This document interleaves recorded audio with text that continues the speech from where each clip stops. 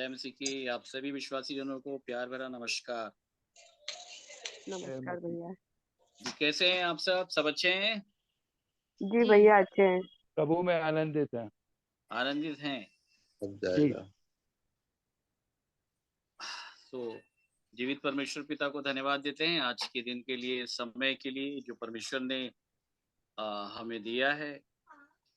और कुछ समय हम आपस में वार्तालाप में हम बिता सकते हैं मेरे प्रियो। आपके पास ये समय होगा, अवसर होगा, अगर कोई अपना अनुभव बांटना चाहते हैं, जो वचन सुनने के बाद आपको प्रतीत हो रहा होगा, तो आप बता सकते हैं मेरे प्रियो, अपना अपना अनुभव हम रख सकते हैं।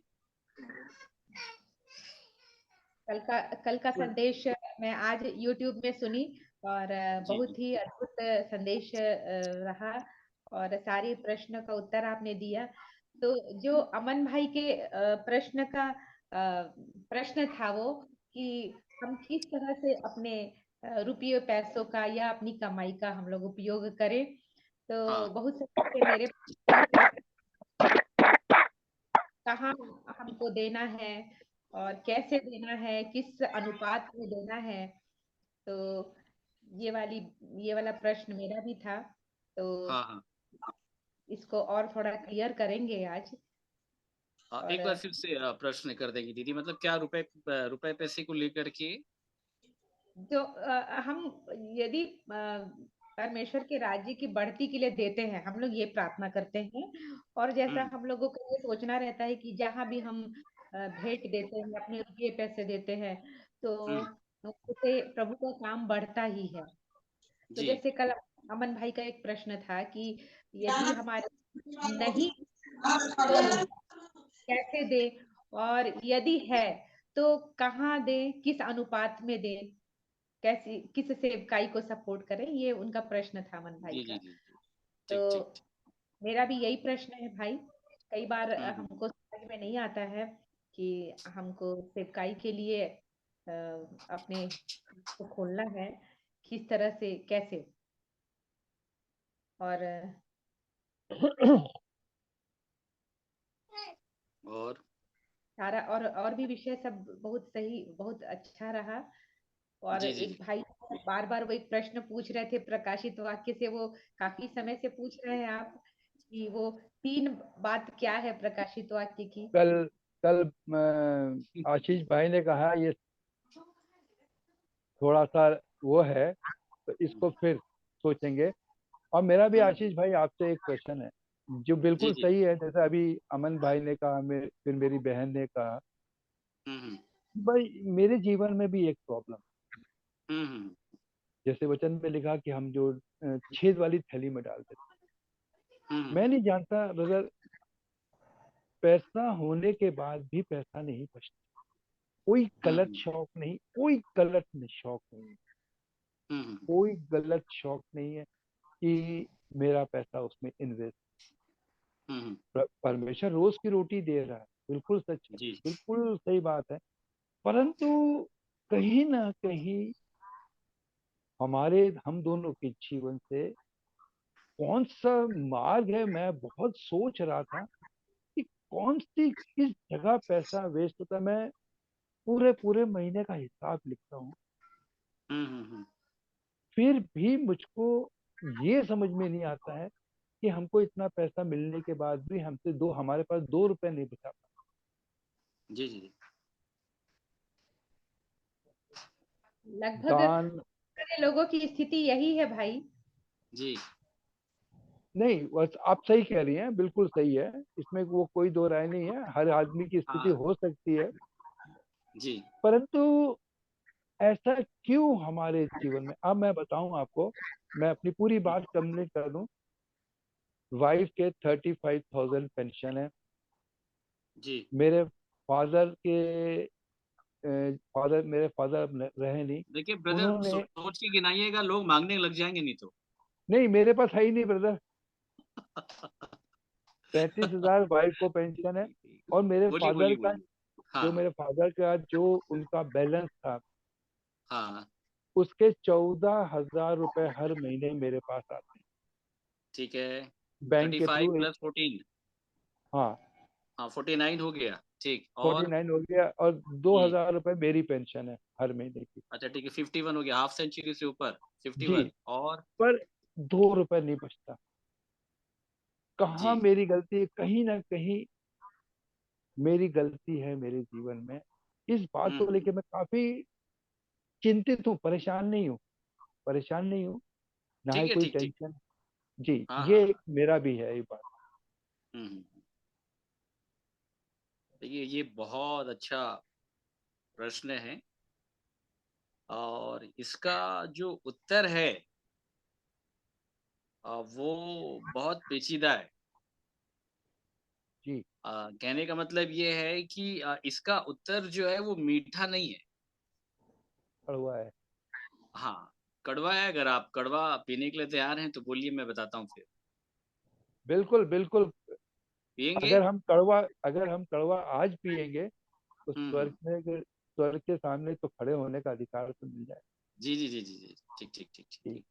अच्छा, जितने लोग अभी हमारे यहाँ ग्रुप में जुड़े हैं, अगर एक्चुअली क्या मैं देरी से जुड़ा हूँ तो बहुत सारे लोग नहीं जुड़ पाए हैं, एक बार लिंक शेयर कर दीजिएगा अगर कोई भी हमारे ग्रुप का है। जी। तो मसीह दुख वाले ग्रुप ब- में आप शेयर भाई, कर दीजिएगा, फेसबुक में भी लिंक शेयर कर सकते हैं, ठीक है। नहीं, मैं अमन भाई तो है नहीं। नहीं और नहीं, हाँ मैं। ये हमारे जो ग्रुप के लोग जुड़े हैं, मैं उनसे कह रहा हूँ, वो कर देंगे। अच्छा अच्छा अच्छा अच्छा। हाँ ठीक है। मैं शेयर कर देता हूँ भैया, मैं कर रहा हूँ। हाँ हाँ हाँ, ठीक है, ठीक ठीक। इसके लिए सही है। ये देखो, रेवा, इसके आगे तेरे आगे तीन में जम जाएगी। फिर इसके आगे देखिए परमेश्वर का जो वचन है वो बहुत अद्भुत बातें हमसे कहता है, और धन का अपना एक महत्व है जीवन में, इसमें कोई शक की बात नहीं है, ठीक है। लेकिन उसके दायरे को हमको समझना है ना, इन बातों को आप समझिएगा कि उसका जो दायरा है वो क्या है, ये थोड़ा हमको पहले समझना जैसे है, करिए सही ठीक है, है। नहीं फिर धीरा धीरे अच्छा, जो को होस्ट क्या हैं करता है। हाँ? वो ऐसे लोग के ऑडियो को आप म्यूट कर दीजिएगा। जी, मैं देखता हूँ। सब करेंगे हाँ, क्या? म्यूट कर दीजिएगा, ताकि क्या बहुत सारे लोग को ये मालूम नहीं होता है, उनका उद्देश्य ये नहीं होता, परंतु उनको मालूम नहीं होता है। जी जी, हम्म। हो गया। तो धन के विषय में बाइबिल बहुत सुंदर बताती है, हमारे साथ निकाल लें। पहला तिमुथियुस, फर्स्ट तिमोथी चैप्टर 6 वर्स 70। पहला तिमुथियुस 6वां अध्याय 17वां पद। मेरे प्रियो, जितने भी आप लोग वचन सुन रहे हैं, ठीक है, आप सभी अपने अपने वीडियो को ऑन कर लें मेरे, ताकि हम आपस में एक दूसरे को देख सकें। कई बार ऐसा लगता है ना कि मैं सुना तो रहा हूँ, लेकिन शायद कोई है ही नहीं सुनने वाला, ठीक है। निकालें जी, पहला तिमुथियुस 6वां अध्याय, उसका 17वां। इस संसार के धनवानों को आज्ञा दे कि वे अभिमानी ना हो और हम्म, चंचल धन पर आशा ना रखे, परंतु परमेश्वर पर जो हमारे सुख के लिए सब कुछ बहुतायत से देता है, वे पहला भलाई तिमो करे। पहला तिमोथी क्या पढ़ रही बहन आप? छे- पहला। पहला तिमुथियुस 6 का 17। ठीक है वे बहन, आप भलाई पढ़िए। करे, पढ़ लें। वे हाँ, 6 भलाई का 17। करे। 6 का 17 पढ़ लिया भैया? हाँ, एक बार फिर से रुकिए पढ़ ना। लें। इस संसार के धनवानों को आज्ञा दे कि वे अभिमानी ना हो और चंचल धन पर आशा न रखे, परंतु परमेश्वर पर जो हमारे सुख के लिए सब कुछ बहुतायत से देता है। बस देखिए, पहले धन का क्राइटेरिया हमारे जीवन में क्या होना चाहिए, ठीक है। जी जी, और धन क्या है ये मैं आपको बता देता हूँ। आपको मालूम है धन क्या है? धन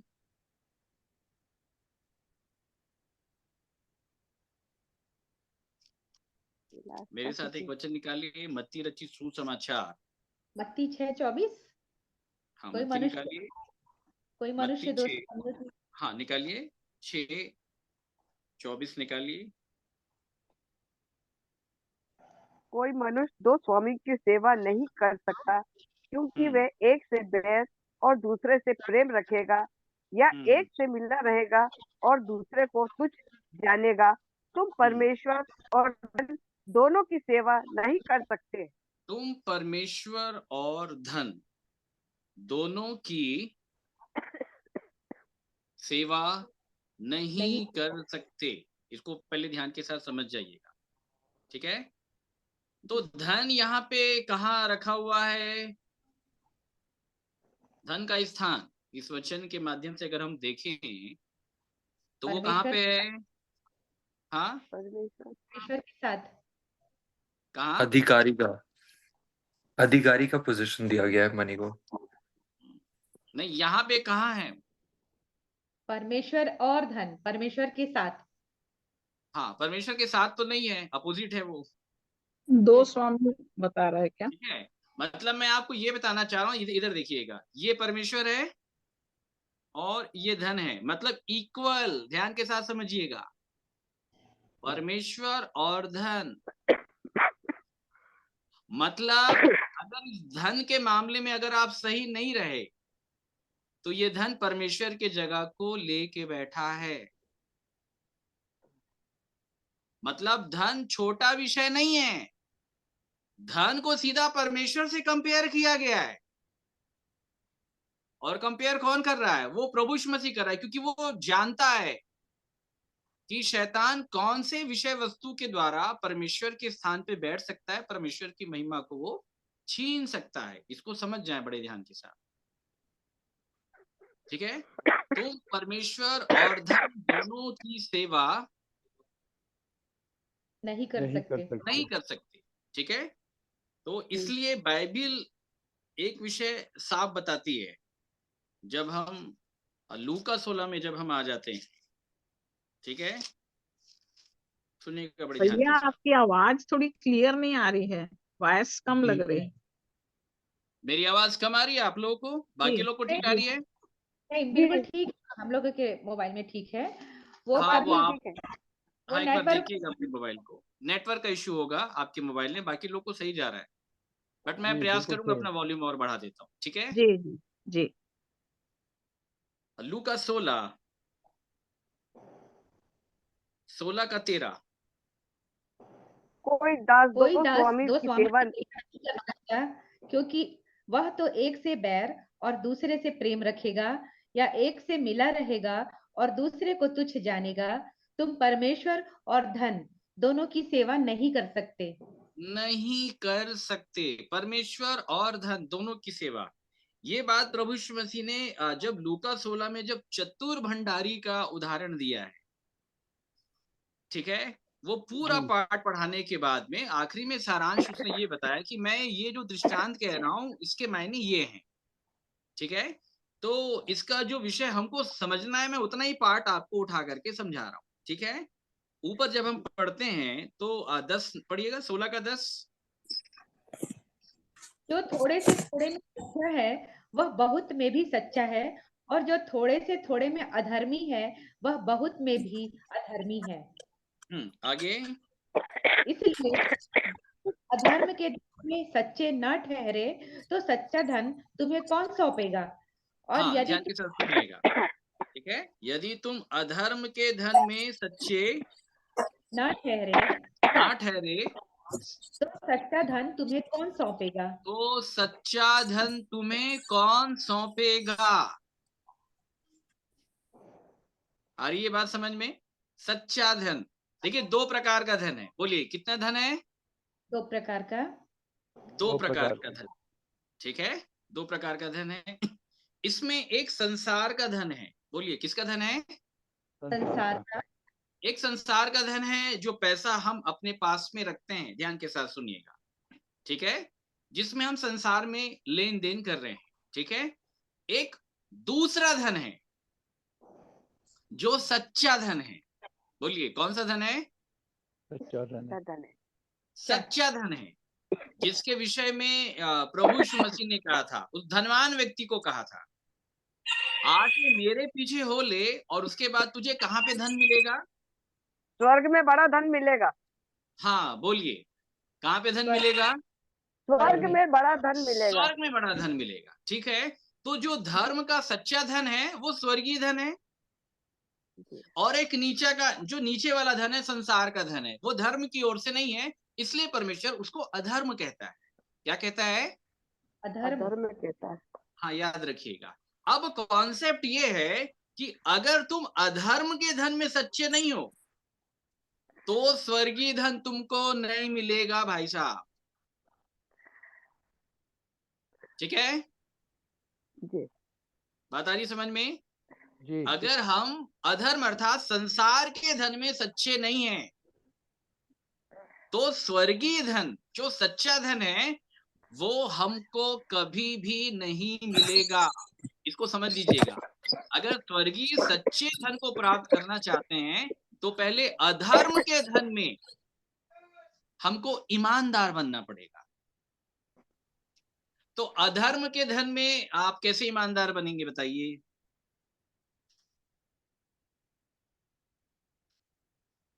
कैसे बनेंगे?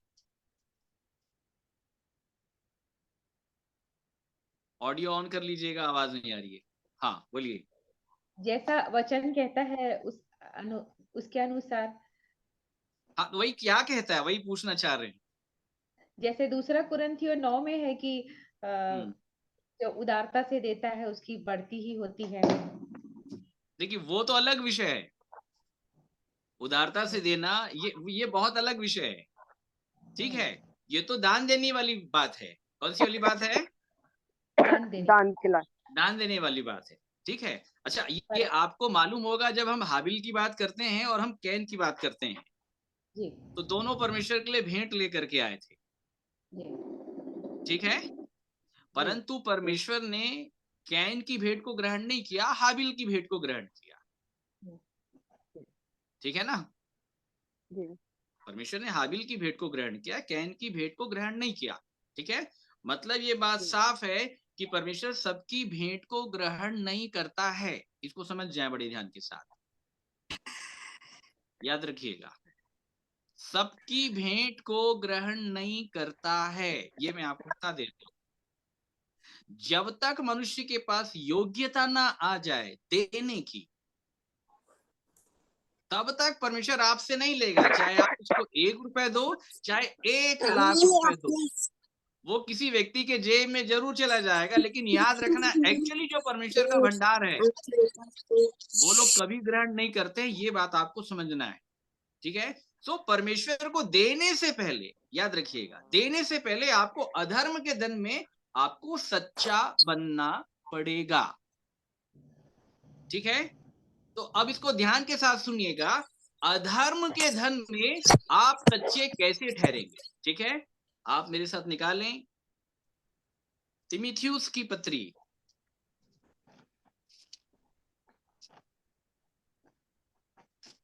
पहला तीमुथियुस 6वां अध्याय। अब इसको ध्यान के साथ सुनिएगा। ठीक है, 6वां अध्याय 7 से पढ़िएगा, बड़े ध्यान के साथ सुनिएगा। क्योंकि न हम जगत में कुछ लाए हैं और न कुछ ले जा सकते अच्छा, हैं। कितने यहाँ पे ऐसे लोग बैठे हैं जो जगत में कुछ लेकर के आए ऊपर से, 10 एकड़ 20 एकड़ या कुछ पैसे या सोना या चांदी या हीरा या मोती? कोई बैठा है ऐसा जो लेकर के आया? कुछ तो लेकर के आया होगा। कोई भी नहीं लाया। भाई साहब, एक धागा एक सूद भी आप लेकर के नहीं आए। इसलिए अय्यूब कहता है, मैं नंगा आया था, मैं नंगा लौट जाऊंगा। इस बात को समझिएगा। तो ना आप जगत में कुछ लाए हैं और ना आप यहाँ से लेके जा सकते हैं। आगे, हमारे खाने और पीने को तो इन्हीं पर संतोष करना चाहिए। देखिए संतोष करना पड़ेगा। कैसे करना पड़ेगा? खाने और पहनने को हो। अच्छा, कितने लोग यहाँ पे बैठे हैं जिनके पास खाने और पहनने से ज्यादा आता होगा? मैं पूरा कैलकुलेशन गिनाऊंगा अभी। ज्यादा है। आपके पास आता होगा। आपके पास भी ज्यादा है, वीर जी के पास भी ज्यादा, सबके उन्होंने पास तो गिना दिया, हाफ सेंचुरी से ज्यादा है। और सबके पास भी ज्यादा भैया, हाँ, सबके इंदिरा पास। आंटी के पास भी ज्यादा है, शांति बहन भी बोल रही है ज्यादा है, और शायद बिला सिस्टर भी कह रही है ज्यादा है आपके पास भी। हमारे ये पास भी है। सुनिए बड़े ध्यान के साथ, ठीक है। जी जितने यहाँ बैठे हैं सबके पास ज्यादा ही आता है। ध्यान के साथ समझिएगा कि बाइबल का फॉर्मूला क्या है। यदि मेरे पास 2 वक्त की रोटी के लिए पैसे हैं, 2 वक्त की रोटी के लिए, और पहनने के लिए अगर एक जोड़ी भी अगर कपड़ा है, बोले कितना जोड़ी एक एक जोड़ी। जोड़ी भी। कपड़ा है, एक जोड़ी। अब आपको याद आ रहा होगा अलमारी के अंदर तो बहुत सारी साड़ी है हमारे पास। बहुत भाइयों सारी को है। याद आ रहा होगा हमारे पास तो बहुत सारे पैंट शर्ट हैं, हमारे पास भी हैं बहुत सारे कुर्ते और पजामे। ज्यादा है, कोई दिक्कत की बात नहीं है, ध्यान के साथ सुनिएगा।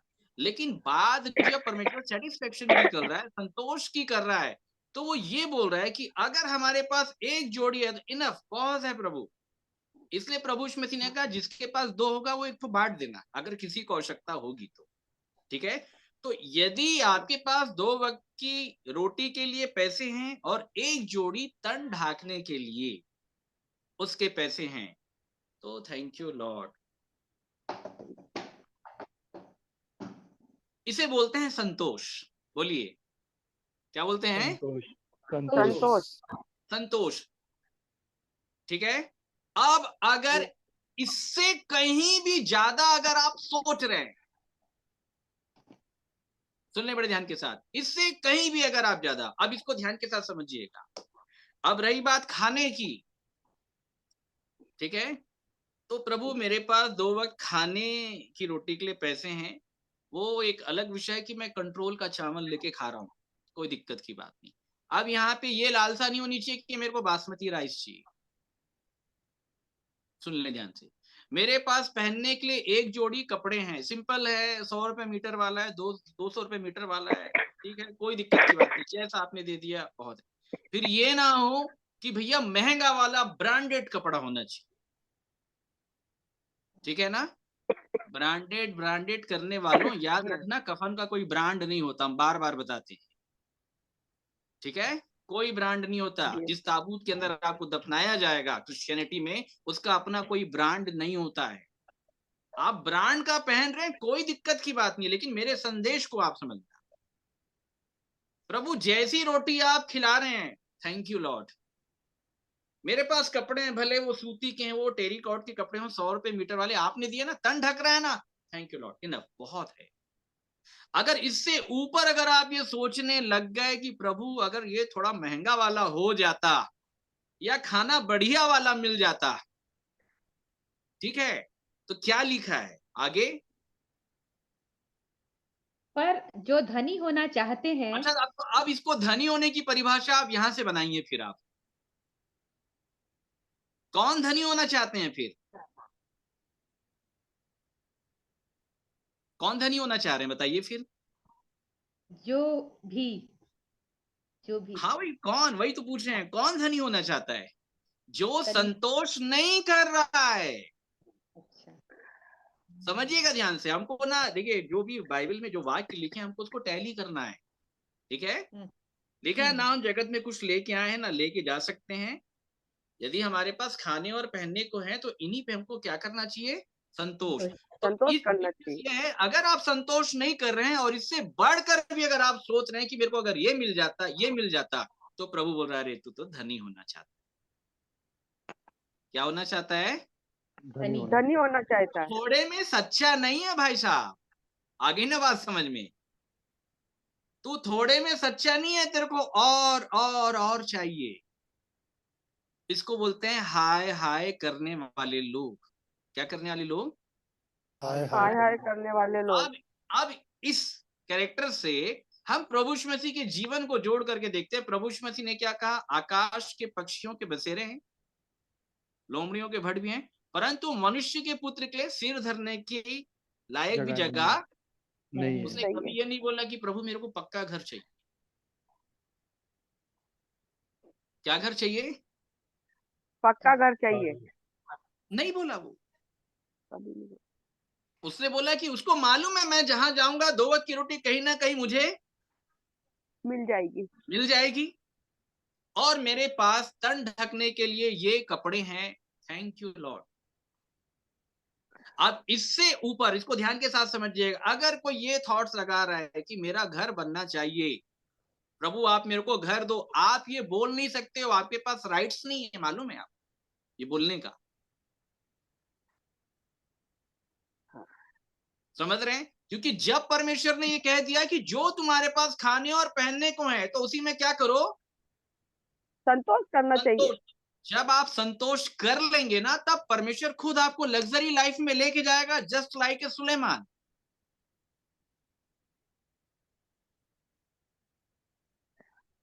ठीक है। अब इसके पीछे की और कहानी मैं आपको अच्छे से बता देता हूं। ठीक है, आपका जवान बेटा है, ठीक है, वो घर जी से, मतलब बहुत लोग के होंगे, ये समझाने के लिए बोल है। रहा हूँ, वो आपके जी घर से 20 किलोमीटर की दूरी पे कॉलेज जाता है, पढ़ाई करने के लिए जाता है। ध्यान के साथ सुनिएगा, ठीक है। अब 20 जी किलोमीटर की दूरी में जब वो बस में बैठ करके जाता है या बाइक से जब वो जाता है, तो आने जाने के पेट्रोल का जो उसका खर्च है वो लगभग 100 रुपए आता है। कितना आता है? 100 100 रुपए। रुपए आता है। ध्यान के साथ सुनिएगा, ठीक है। तो पर डे आप उसके लिए 100 रुपए पेट्रोल का अलग रखेंगे। फिर उसके बाद आपको मालूम है कि मेरा बेटा कॉलेज से पढ़ाई करने के बाद में फिर वो स्टडी के लिए फिर वो यहाँ पे भी कोचिंग सेंटर जाता है, तो 2 घंटे वहां पे ज्यादा लग जाते हैं, वहीं पास में ही है। तो उसको भूख लगेगी तो वो नाश्ता भी करेगा, वो बहुत टाइम हो जाएगा। तो ठीक है, 50 रुपए का आप नाश्ता जोड़ लीजिए। कितने हो गए? 150 रुपए।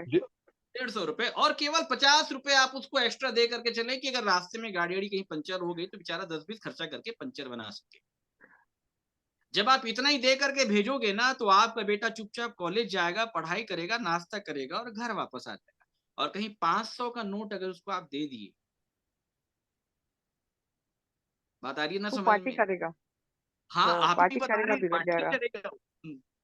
बिगड़ जाएगा। तो ये जो 500 का नोट है ना, ये उसके मन के अंदर खुजली पैदा करेगा। चल थोड़ा पिक्चर देखने चलते हैं, चल थोड़ा घूमने चलते हैं। मतलब धन कहीं भी आवश्यकता से ज्यादा अगर आपने दे दिया, बिगाड़ी होगा भाई साहब, भलाई किसी की नहीं। बात आ रही समझ में? क्या जी। होगा? जी भैया, बिगाड़ होएगा। कोई भी है, आप ज्यादा पैसे किसी को भी आप दे दो, वो ऐसी चीजें खरीद के लेकर के आएगा जो एक्चुअली उसकी नीड नहीं है। बात समझ रहे हैं? अधर्म के धन में सच्चा ठहरना है। सच्चा ठहरना मतलब मेरे पास खाने के लिए 2 वक्त की रोटी के लिए पैसे हैं प्रभु, पहनने के लिए एक जोड़ी कपड़ा है, मेरे पास घर नहीं है, कोई दिक्कत की बात नहीं प्रभु, मैं बेघर बन जा रहा हूं यहाँ पे, आपके पास भी नहीं था, आप मुझे संभाल लेंगे। मेरा विश्वास परमेश्वर के ऊपर है। किसके ऊपर है? परमेश्वर परमेश्वर के के ऊपर ऊपर। है। परमेश्वर के लिए। प्रभु यीशु मसीह ने 33.5 वर्ष परमेश्वर के लिए काम किया, लेकिन पूरे 33.5 वर्ष में एक बार भी ऐसा लम्हा आपको नहीं मिलेगा कि उसने कहीं भी ये बोला हो कि एक आध कोई मेरे को घर वर मिल जाता तो अच्छा रहता, खुद का घर हो जाता तो अच्छा रहता, थोड़ा सा भविष्य मेरा सिक्योर हो जाता तो अच्छा होता। कहीं भी इस प्रकार की बातें आपको नहीं मिलेंगी मेरे प्रियो, इसको याद रखिएगा। आ रही है बात समझ में? जी। जी भैया। यदि तुम्हारे पास खाने और पहनने के लिए हैं, तो थैंक यू गॉड, आपका बहुत बहुत धन्यवाद। इससे ऊपर शुक्रिया। अगर आप कुछ भी सोच रहे हैं कि अगर प्रभु घर मिल जाता, अब सुनिएगा ध्यान से, चलिए ठीक है, एक गरीब व्यक्ति को घर भी मिल गया मान लेते हैं, ठीक है, घर भी आ गया, मिट्टी का मकान मिला, बोलिए किसका मकान मिला? मिट्टी मिट्टी का। का मकान नहीं। हाँ, वो बिल्कुल खुश तो होगा, घर तो मिल गया। अब घर के बाद धीरे से बोलेगा प्रभु अगर ये पक्का हो जाता तो अच्छा रहता, चलिए पक्का भी हो गया। अब पक्का के बाद बोलेगा टाइल्स लग जाता तो अच्छा होता, चलिए टाइल्स लग गया। और टाइल्स के बाद बोलेगा मार्बल भी लग जाता तो प्रभु अच्छा हो जाता, उसके बाद ये भी आ जाता, वो भी आ जाता। तो ये भगौड़ा वाला जीवन है, याद रखिएगा। परमेश्वर के लोग कभी इन सब विषय वस्तुओं के पीछे नहीं भागते, याद रखिएगा। परमेश्वर के लोगों की प्रार्थना कभी इन सब विषय वस्तुओं के लिए नहीं होती। हमने आज तक कभी अपने घर के लिए प्रार्थना नहीं की कि मेरे को घर चाहिए। मैं जिस घर से अभी आपसे मैं लाइव बात कर रहा हूं, ये पूरा बंजर हुआ करता था, ये आपको बता दें, पूरा बंजर था। ठीक है, पूरा बंजर हुआ करता था। हम बस केवल परमेश्वर के काम में लगे रहे। इवन आप विश्वास नहीं करोगे कि बहुतेरे लोग जो हमसे टकराए, वो एक बार एक ब्रदर आए थे और उन्होंने देखा कि अरे परमेश्वर के दास का घर ऐसी पड़ा हुआ, वो निकाल के मेरे को 50,000 रुपए दे रहे थे। मैं बोला ये 50,000 आप रख लीजिए, ये मैं नहीं लूंगा। तो बोले क्यों नहीं लेंगे ब्रदर आपका घर? मैं बोला वो परमेश्वर बनाएगा। तो बोले मैं हूं ना। मैं बोला नहीं, आप में और परमेश्वर में बहुत अंतर होता है। मतलब मैं मानवीय पैसे नहीं लेता, मैं मानवीय पैसे नहीं लेता, मैं किसी को भी अपना बैंक अकाउंट नंबर नहीं देता, बिल्कुल नहीं। हमको कोई सपोर्ट नहीं कर पाएगा, याद रखिएगा। हमारा सपोर्ट करने वाला जीवित परमेश्वर पिता है। आमीन। परमेश्वर। हालेलुया। ध्यान के साथ समझिएगा। मैं बोला अगर आप मेरे को सपोर्ट करना चाहते हैं ना, तो मैं एक ही चीज बोला, अपना जीवन दे दो बस। क्या दे दो? अपना आपका जीवन जीवन दे प्रभु दो। में आ जाएगा, वही हमारे लिए सबसे बड़े लाभ का विषय है। आपका जीवन आ जाए, याद रखिएगा। परमेश्वर किसी भी विश्वासी व्यक्ति से, याद रखिएगा, चाहे दान की बात कर ले, दशमांश की बात कर ले, भेंट की बात कर ले, धन्यवादी भेंट की बात कर ले, वो आपसे तब तक नहीं लेगा जब तक कि आपका जीवन उसके योग्य नहीं बन जाता। याद रखिए, बहुत बार हमको लोगों ने कहा कि ब्रदर आप फेसबुक के ऊपर में आप क्यों नहीं बताते हैं, आपको बताना चाहिए। बहुत लोग तो अपना फोन पे और पेटीएम चलाते हैं। मैं हम वैसे वाले नहीं है बहन, बिल्कुल नहीं है। आप इवन विश्वास नहीं करेंगे, रायपुर में दतरेंगा के ऊपर में 2 एकड़ में बहुत बड़ा आराधना स्थल तैयार हो रहा है, जिसमें बाउंड्री वॉल का काम हो गया। आप विश्वास नहीं करेंगे, केवल कलीसिया को ही देने का हक है, केवल कलीसिया देगी पैसा और कोई दूसरा नहीं, केवल कलीसिया देगी। क्या समझते हैं आप? वे ही लोग दे पाएंगे जो लोग मिस्र छोड़ के निकल गए हैं, उन्हीं से लेगा परमेश्वर, बाकी किसी से लेता ही नहीं है, नहीं लेगा, याद रखिएगा। और अगर परमेश्वर को देना अगर आप चाहते हैं ना, याद रखिएगा, तो पहले अपना जीवन दे दें, उसके बाद आपका 1 रुपए भी ना परमेश्वर के लिए मायने रख। अगर आप नहीं दोगे ना, तो परमेश्वर आपको बोलेगा हे मेरी बेटी क्यों नहीं दे रही है, तो सब बातों में ईमानदार है, एक बातों में क्यों चुकेगी, चल इसको भी देना चाहती है। वो आपको देना सिखा देगा। अच्छा, ईमानदारी के साथ मेरे को ये बताइएगा, कितने लोग टैक्स पटाते हैं? ईमानदारी के साथ बताइए, ईमानदारी के साथ, बिना किसी मिलावट के टैक्स पटाते हैं, बिना किसी काट छाट के। टैक्स पटाती है। बिल्कुल पटाना है, क्योंकि अधर्म के धन में वो भी नियम है, जिसे कर चाहिए कर दो, जिसे महसूल चाहिए महसूल दो। टैक्स पूरा पटाना, टैक्स में कभी कोई चोरी नहीं, उसमें कभी कोई गलत सर्टिफिकेट ऐड मत करना कि हाउस रेंट का एग्रीमेंट लगा दिए या किसी प्रकार से कोई गलत चीज अपन ले लिए, बिल्कुल नहीं। परमेश्वर देख रहा है, याद रखिएगा। हम टैक्स भी पूरा पटाते हैं और टैक्स पटाने की भी पूरी शिक्षा देते हैं कलीसिया। तो मेरे प्रियो, आप समझ रहे हैं, परमेश्वर की शिक्षा बहुत अद्भुत है। आप जुड़े रहिएगा, अद्भुत अद्भुत बातें परमेश्वर प्रकट करेगा। तो यदि हमारे पास खाने और पहनने को है, तो इसमें क्या करना चाहिए? संतोष करना चाहिए। ठीक है। अब आगे लिखा है, पर जो धनी होना चाहते हैं, मतलब इससे ज्यादा भी अगर आप सोच लिए कि थोड़ा ये हो जाता, थोड़ा बच्चों के लिए ये हो जाता, उनके भविष्य के लिए ये हो जाता, उनका ऐसा हो जाता, उनका वैसा हो जाता, ये सब भविष्य काल की बात है। कब की बात है? भविष्य काल की और बात। प्रभु यीशु मसीह ने कहा कि भाई साहब, आज के लिए आज का दुख बहुत है, इतना काहे के लिए लोड ले रहे हो कल का। अच्छा, अब ये जो कल की चिंता है, ये सेविंग कराती है। कल की चिंता क्या कराती है? शेविंग कराती सेविंग है। कराती। सेविंग कराती है, याद रखिएगा। ठीक है। अच्छा, और ऐसे बहुत सारे आपके परिवार के लोग ही बैठे हैं, और माता पिता बैठे हैं, बच्चे बैठे हैं, एक दूसरे के अंदर चिंता डालें। अच्छा, क्या बोलेंगे? अच्छा 2 पैसे जोड़े हो? देखो क्या बोलेंगे, ऐसे ही बोलते हैं कि नहीं बोलते? अच्छा 2 पैसे जोड़े हो बेटा, क्या करोगे तुम जीवन में? तो वो पूरा धन के ऊपर डिपेंड है। किसके ऊपर डिपेंड है? धन के पूरा ऊपर। धन के ऊपर डिपेंड हो गया है।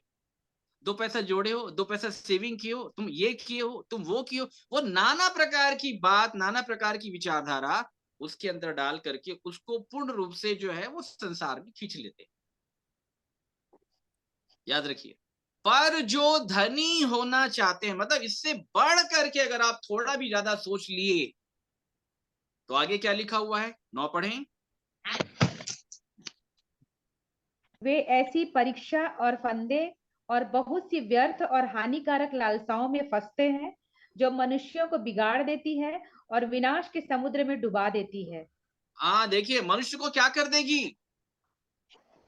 विनाश के समुद्र में मनुष्य को डुबा बिगाड़ देगी, देगी और सीधा कहाँ लेके जाएगी, विनाश के विनाश के समुद्र समुद्र में। बोलिए, मतलब ये इनका फाइनल एंडिंग क्या है, ये विनाश के समुद्र में जा रहे हैं।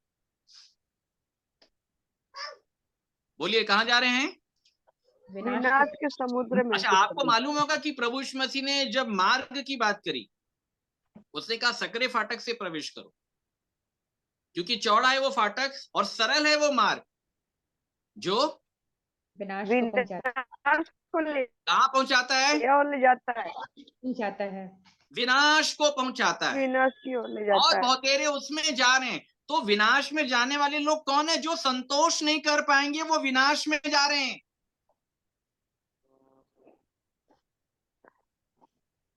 बोलिए कहाँ लेके जा रहे हैं, विनाश की ओर। विनाश में। अच्छा, आप लोग विनाश से कभी मिले हैं, आप लोग मिले, मैं मिला हूं,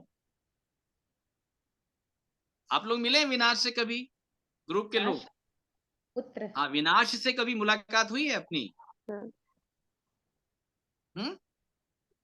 नहीं हुई है, वीर जी अपनी मुलाकात हुई कभी, जी नहीं। नहीं हुई विनाश। चलिए आज मैं आपकी मुलाकात ना विनाश से करवाता हूँ, ठीक है। अब इसको ध्यान के साथ सुनिएगा, मेरे साथ आप निकाले थिस्सलुनीकियों की पत्री, दूसरा थिस्सलुनीकियों, दूसरा अध्याय, उसका 3 पद, बड़े ध्यान के साथ सुनिएगा, बाइबल क्या बताती है। मसीह यीशु के अच्छे योद्धा के समान नहीं, मेरे दूसरा साथ थिस्सलुनीकियों, दूसरा अध्याय, उसका 3 पद पढ़े सिस्टर। किसी रिश्ते में किसी के धोखे में न आना, क्योंकि वह दिन न आएगा जब तक धर्म का त्याग न हो ले और वह पाप का पुरुष अर्थात विनाश का पुत्र प्रकट न हो। बस रुक जाइएगा, अब मेरे को बताइए विनाश क्या है। आई एम सॉरी, एक बार वर्ड्स दोबारा बताएंगे कोई? 2 Thessalonians chapter 2 verse 3। Thank you. विनाश क्या है इस वचन के अनुसार, पाप का पुरुष। नहीं नहीं नहीं, फिर से एक बार देखिएगा, विनाश कौन है, और वह पाप का पुरुष अर्थात विनाश का पुत्र धर्म का प्रकट ना हो, विनाश का पुत्र प्रकट ना हो, तो विनाश कौन है, पिता। धर्म का त्याग। विनाश पिताजी है, पाप का पुरुष विनाश। अरे विनाश का पापा पुत्र। है वो, कौन है वो, पापा है, और वो जो एक पापा है ना उसका एक बेटा है, विनाश का पुत्र, ठीक है। अब इस बात को बड़े ध्यान के साथ सुनिएगा, एक और प्रभु यीशु मसीह का पिताजी है, परमेश्वर है, और परमेश्वर का पुत्र प्रभु यीशु मसीह है, ठीक है। जस्ट इसी पैटर्न में दूसरी ओर एक विनाश है पिताजी और दूसरी ओर उसका बेटा है, दोनों बेटों का एक ही काम है, परमेश्वर का पुत्र लोगों को पकड़ करके अपने पिता के पास लेके जा रहा है, और विनाश का पुत्र लोगों को पकड़ के घसीट के अपने पिताजी के पास लेके जा रहा है। अब आपको कौन से पापा के पास जाना है,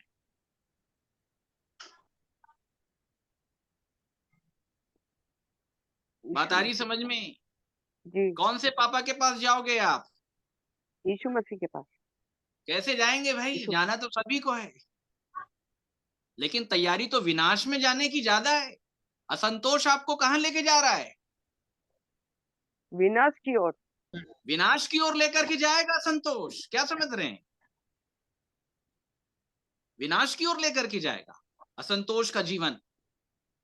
इसलिए पौलुस ने बताया जो धनी होना चाहते हैं, जिनके पास खाने और पहनने को है, लेकिन इससे केवल बढ़ करके सोच रहे हैं, हाय हाय कर रहे हैं, तो वो धनी होना चाहते हैं, वो बिगड़ जाएंगे, उनकी बुद्धि बिगड़ जाएगी, वो व्यर्थ हानिकारक लालसाओं में पड़ेंगे। आज अंत के दिन में पौलुस ने ये भविष्यवाणी की थी कि लोग अंतिम दिनों में परमेश्वर के नहीं, सुख विलास के चाहने वाले हों। बोलिए किसके? सुख विलास के चाहने और वाले सुख होंगे। विलास के चक्कर में लोग जो हैं वो लोन की भेंट चढ़ते चले जा रहे कि प्रभु ये वाला सोफा चाहिए घर में, ये वाला पलंग चाहिए प्रभु, स्टैंडर्ड होना चाहिए प्रभु, मखमल का बढ़िया होना चाहिए प्रभु। बोले क्यों? बोले मैं बाजू वाले घर से देख के आई हूं, नया खरीद लिए, तुम तो अभी तक पुराने ही रखे हो घर में। अब बेचारा पति बोल रहा है क्या करे, कहां से लाए? बोले लोन ले लो। क्या ले लो? लोन ले लो। दे कर्जे पे कर्जा, दे कर्जे पे कर्जा। बोले कार का भी लोन चल रहा है, बोले घर का भी लोन चल रहा है, तो बोले थोड़ा ये कंस्ट्रक्शन का भी लोन चल रहा है, तो ये वाला भी चल रहा है, वो वाला भी चल रहा है, दुनिया भर का चल रहा है। अरे कौन लेने के लिए बोला था रे भैया तुमको? प्रभु तो नहीं बोला तुम। है तो करने में कोई दिक्कत नहीं है। बात आ रही समझ में? है तो करने में कोई दिक्कत नहीं है। कर्जा करके कौन करने के लिए बोला था? सही बात है। अच्छा ये कर्जा क्यों हो रहा है? संतोष नहीं है। हम्म? संतोष नहीं है। कहाँ चला गया संतोष? बुलाओ ना उसको, कहाँ चला गया वो? कहीं घूमने गया है लगता है। कैरेक्टर है वो संतोष, इसको ध्यान के साथ सुनिएगा। अच्छा इसको खुला रखिएगा, हमारे साथ एक वचन निकालिएगा, बहुत अच्छा सब्जेक्ट है ये। याकूब। अभी हमारे बॉडी में क्या चल रहा है ये मैं आपको बताता हूं। याकूब 4:4 सुनिएगा ध्यान से। तुम में लड़ाइयाँ और झगड़े कहाँ से आ गए? तुम में लड़ाइयां और झगड़े कहां से आ गए? सुनिएगा ध्यान से। और आगे, क्या उन सुख विलासों से नहीं जो तुम्हारे अंगों में लड़ते भिड़ते हैं? तुम्हारे अंगों में कौन लड़ रहा है, भिड़ रहा है? बोलिए, संतोष। अंगों में कौन लड़ रहा है, भिड़ रहा है? तुम्हारे बॉडी के अंदर फाइटिंग चल रही है। आ रही है बात समझ में? संतोष जी। नहीं नहीं नहीं, कौन लड़ रहे हैं, भिड़ रहे हैं? लड़ाई झगड़े कहां से आ गए? सुख विलास की फाइटिंग चल रही है आपके बॉडी में। हाँ। बोलिए किसकी फाइटिंग चल रही है? सुख और विलास की। सुख और विलास। आ रही है बात समझ में? लोगों को सुख और विलास चाहिए, सुख विलास के आज लोग खोजी हो गए हैं। बोले लग्जरी लाइफ होनी चाहिए, लग्जरी लाइफ के फेर में आकर के बहुत सारे लोग अपने आप को भगौड़ा बना लिए, धन की सेवा कर रहे हैं। हम धन के पीछे भागे। अच्छा अब लग्जरी लाइफ कहां से आएगी? तो धन बोलता है आओ मेरे पीछे, तो हम भागते हैं उसके पीछे। ये भी आपको बताएंगे कि लोग धन को कैसे फॉलो करते हैं। भैया बस 1 मिनट ना, गीतिका बहन आप अपना माइक म्यूट कर लीजिए, वो आपके मिट्ठू लोग शोर कर रहे हैं ना, तो आवाज आ रही है इधर पे। गीतिका बहन शेड्यूल से अपना माइक म्यूट कर लीजिए। ठीक है, तो ये बात समझ में आ रही है? और आगे, हाँ भैया। इसलिए कि तुम बुरी इच्छा से मांगते हो ताकि अपने भोग विलास में उड़ा दो। देखो अब ये मांग भी रहे हैं, बताओ किससे मांग रहे हैं ये? अपने अपने ऑडियो को ऑन रखिएगा, कुछ लोग जो लोग जिनसे मैं बात कर रहा हूं, ठीक है? अच्छा किससे मांग रहे हैं ये बताओ? परमेश्वर से। परमेश्वर से। अच्छा ये प्रेयर रिक्वेस्ट आते हैं फिर भाई साहब लोग के पास, भाई साहब हमारे लिए प्रार्थना करो, तो ये वाला अपन तो नहीं करते हैं भाई, अपन वैसे वाले हैं ही, अपन नहीं करते हैं। बाइबल में मना लिखा है, अपन एक ही काम करते हैं, उसको ये बोलते हैं पहले राज और धन की खोज में जाओ भाई साहब। जाओ। कभी राज और धर्म की खोज में गए? तो बोले नहीं, बोले हम चर्च जाते हैं। मतलब चर्च जाना अलग विषय, राज और धर्म की खोज में जाओ भाई साहब। बात आ रही समझ में? अब इसके लिए लोग प्रार्थना भी कर रहे हैं, वो भी परमेश्वर से। मतलब आपकी प्रार्थना परमेश्वर की इच्छा के विरोध में है भाई। वचन का कोई समर्थन नहीं है ऐसी प्रार्थना को, और ऐसी प्रार्थना करने करवाने के लिए बहुतेरे मार्केट में बैठे हैं। आज मैं मार्केट बोल रहा हूं, समझ जाओ आप। ये व्यापार चल रहा है। ये क्या चल रहा है? व्यापार चल रहा है। जो आपकी इच्छा के अनुसार प्रार्थना कर दिया, ठीक है प्रभु ये लो भाई साहब रखो आप, वो भी कुछ। एक हाथ दे एक हाथ ले, लेन देन इसी को तो बोलते हैं। एक हाथ दे एक हाथ ले। परमेश्वर पिता के घर को कौन सा घर बना डाला आपने? डाकुओं की खो बना दिया। बना दिया, व्यापार का घर बना दिया। अभी लेके चलता हूं, अभी मैं व्यापार आपको समझाऊंगा। व्यापार क्या चीज है, कितने प्रकार के व्यापार हैं बाइबल में। अब लिखा है कि तुम लालसा रखते हो, तुम्हें नहीं मिलता, तो तुम हत्या करते हो, तुम डाह करते हो, और कुछ प्राप्त नहीं कर पाते तो तुम झगड़ते और लड़ते हो। तुम्हें इसलिए नहीं मिलता कि मांगते नहीं, तुम मांगते हो और पाते नहीं, इसलिए कि बुरी इच्छा से मांगते हो, वो भी अपने परमेश्वर से, कि अपने भोग विलास में उड़ा दो। ये देखो, अधर्म के धन की कद्र भी आपको करनी पड़ेगी। तुम यहां पे उड़ा रहे हो, परमेश्वर इसके लिए थोड़ी ना बुलाया है तुम। याकूब बोल रहा है परमेश्वर नहीं सुनता तुम्हारी। क्यों नहीं सुनता? क्योंकि पहला यूहन्ना में लिखा है, यदि हम उसकी इच्छा के अनुसार कुछ मांगते हैं तो वो हमारी सुनता है। अच्छा, इस नए नियम में मत्ती से लेकर प्रकाशित वाक्य तक एक लाइन आप मेरे को बता दो जो रोटी कपड़ा मकान के लिए प्रार्थना किया जाए। एक लाइन बता दो आप। किसी में भी नहीं है। तो ये आज कौन आ गए इन विषयों के लिए प्रार्थना करने वाले? गलत शिक्षा। बात आ रही ना समझ में? जी भैया।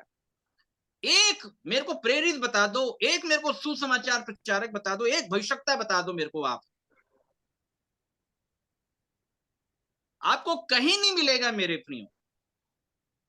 और हमको ये ज्ञान नहीं है करके हम इनके फेर में आ जाते। याद रखिएगा, गलत दुकान मार्केट में तब तक चलती रहेगी जब तक आप चलाते रहेंगे। और ये बात समझ में, कस्टमर जाना बंद, दुकान भी बंद। याद रखिएगा। बता रही समझ में? कौन चला रहा है गलत दुकान? लोग ही तो चला रहे हैं। ठीक है। और लिखा है कि अपनी अपनी इच्छा के अनुसार, कानों की अभिलाषा के अनुसार हमको स्पीकर चाहिए। वो आए और वो आकर के हमारी इच्छा के अनुसार बोले, और हमारी इच्छा के अनुसार बोलेगा तो बढ़िया है, नहीं बोलेगा तो बोले इसको भगाओ। ये ज्यादा बात करता है ये। यही हाल तो प्रभु यीशु मसीह के साथ हुआ। बोले ये हमारी इच्छा के अनुसार नहीं बोलता, बेकार की बात करता है।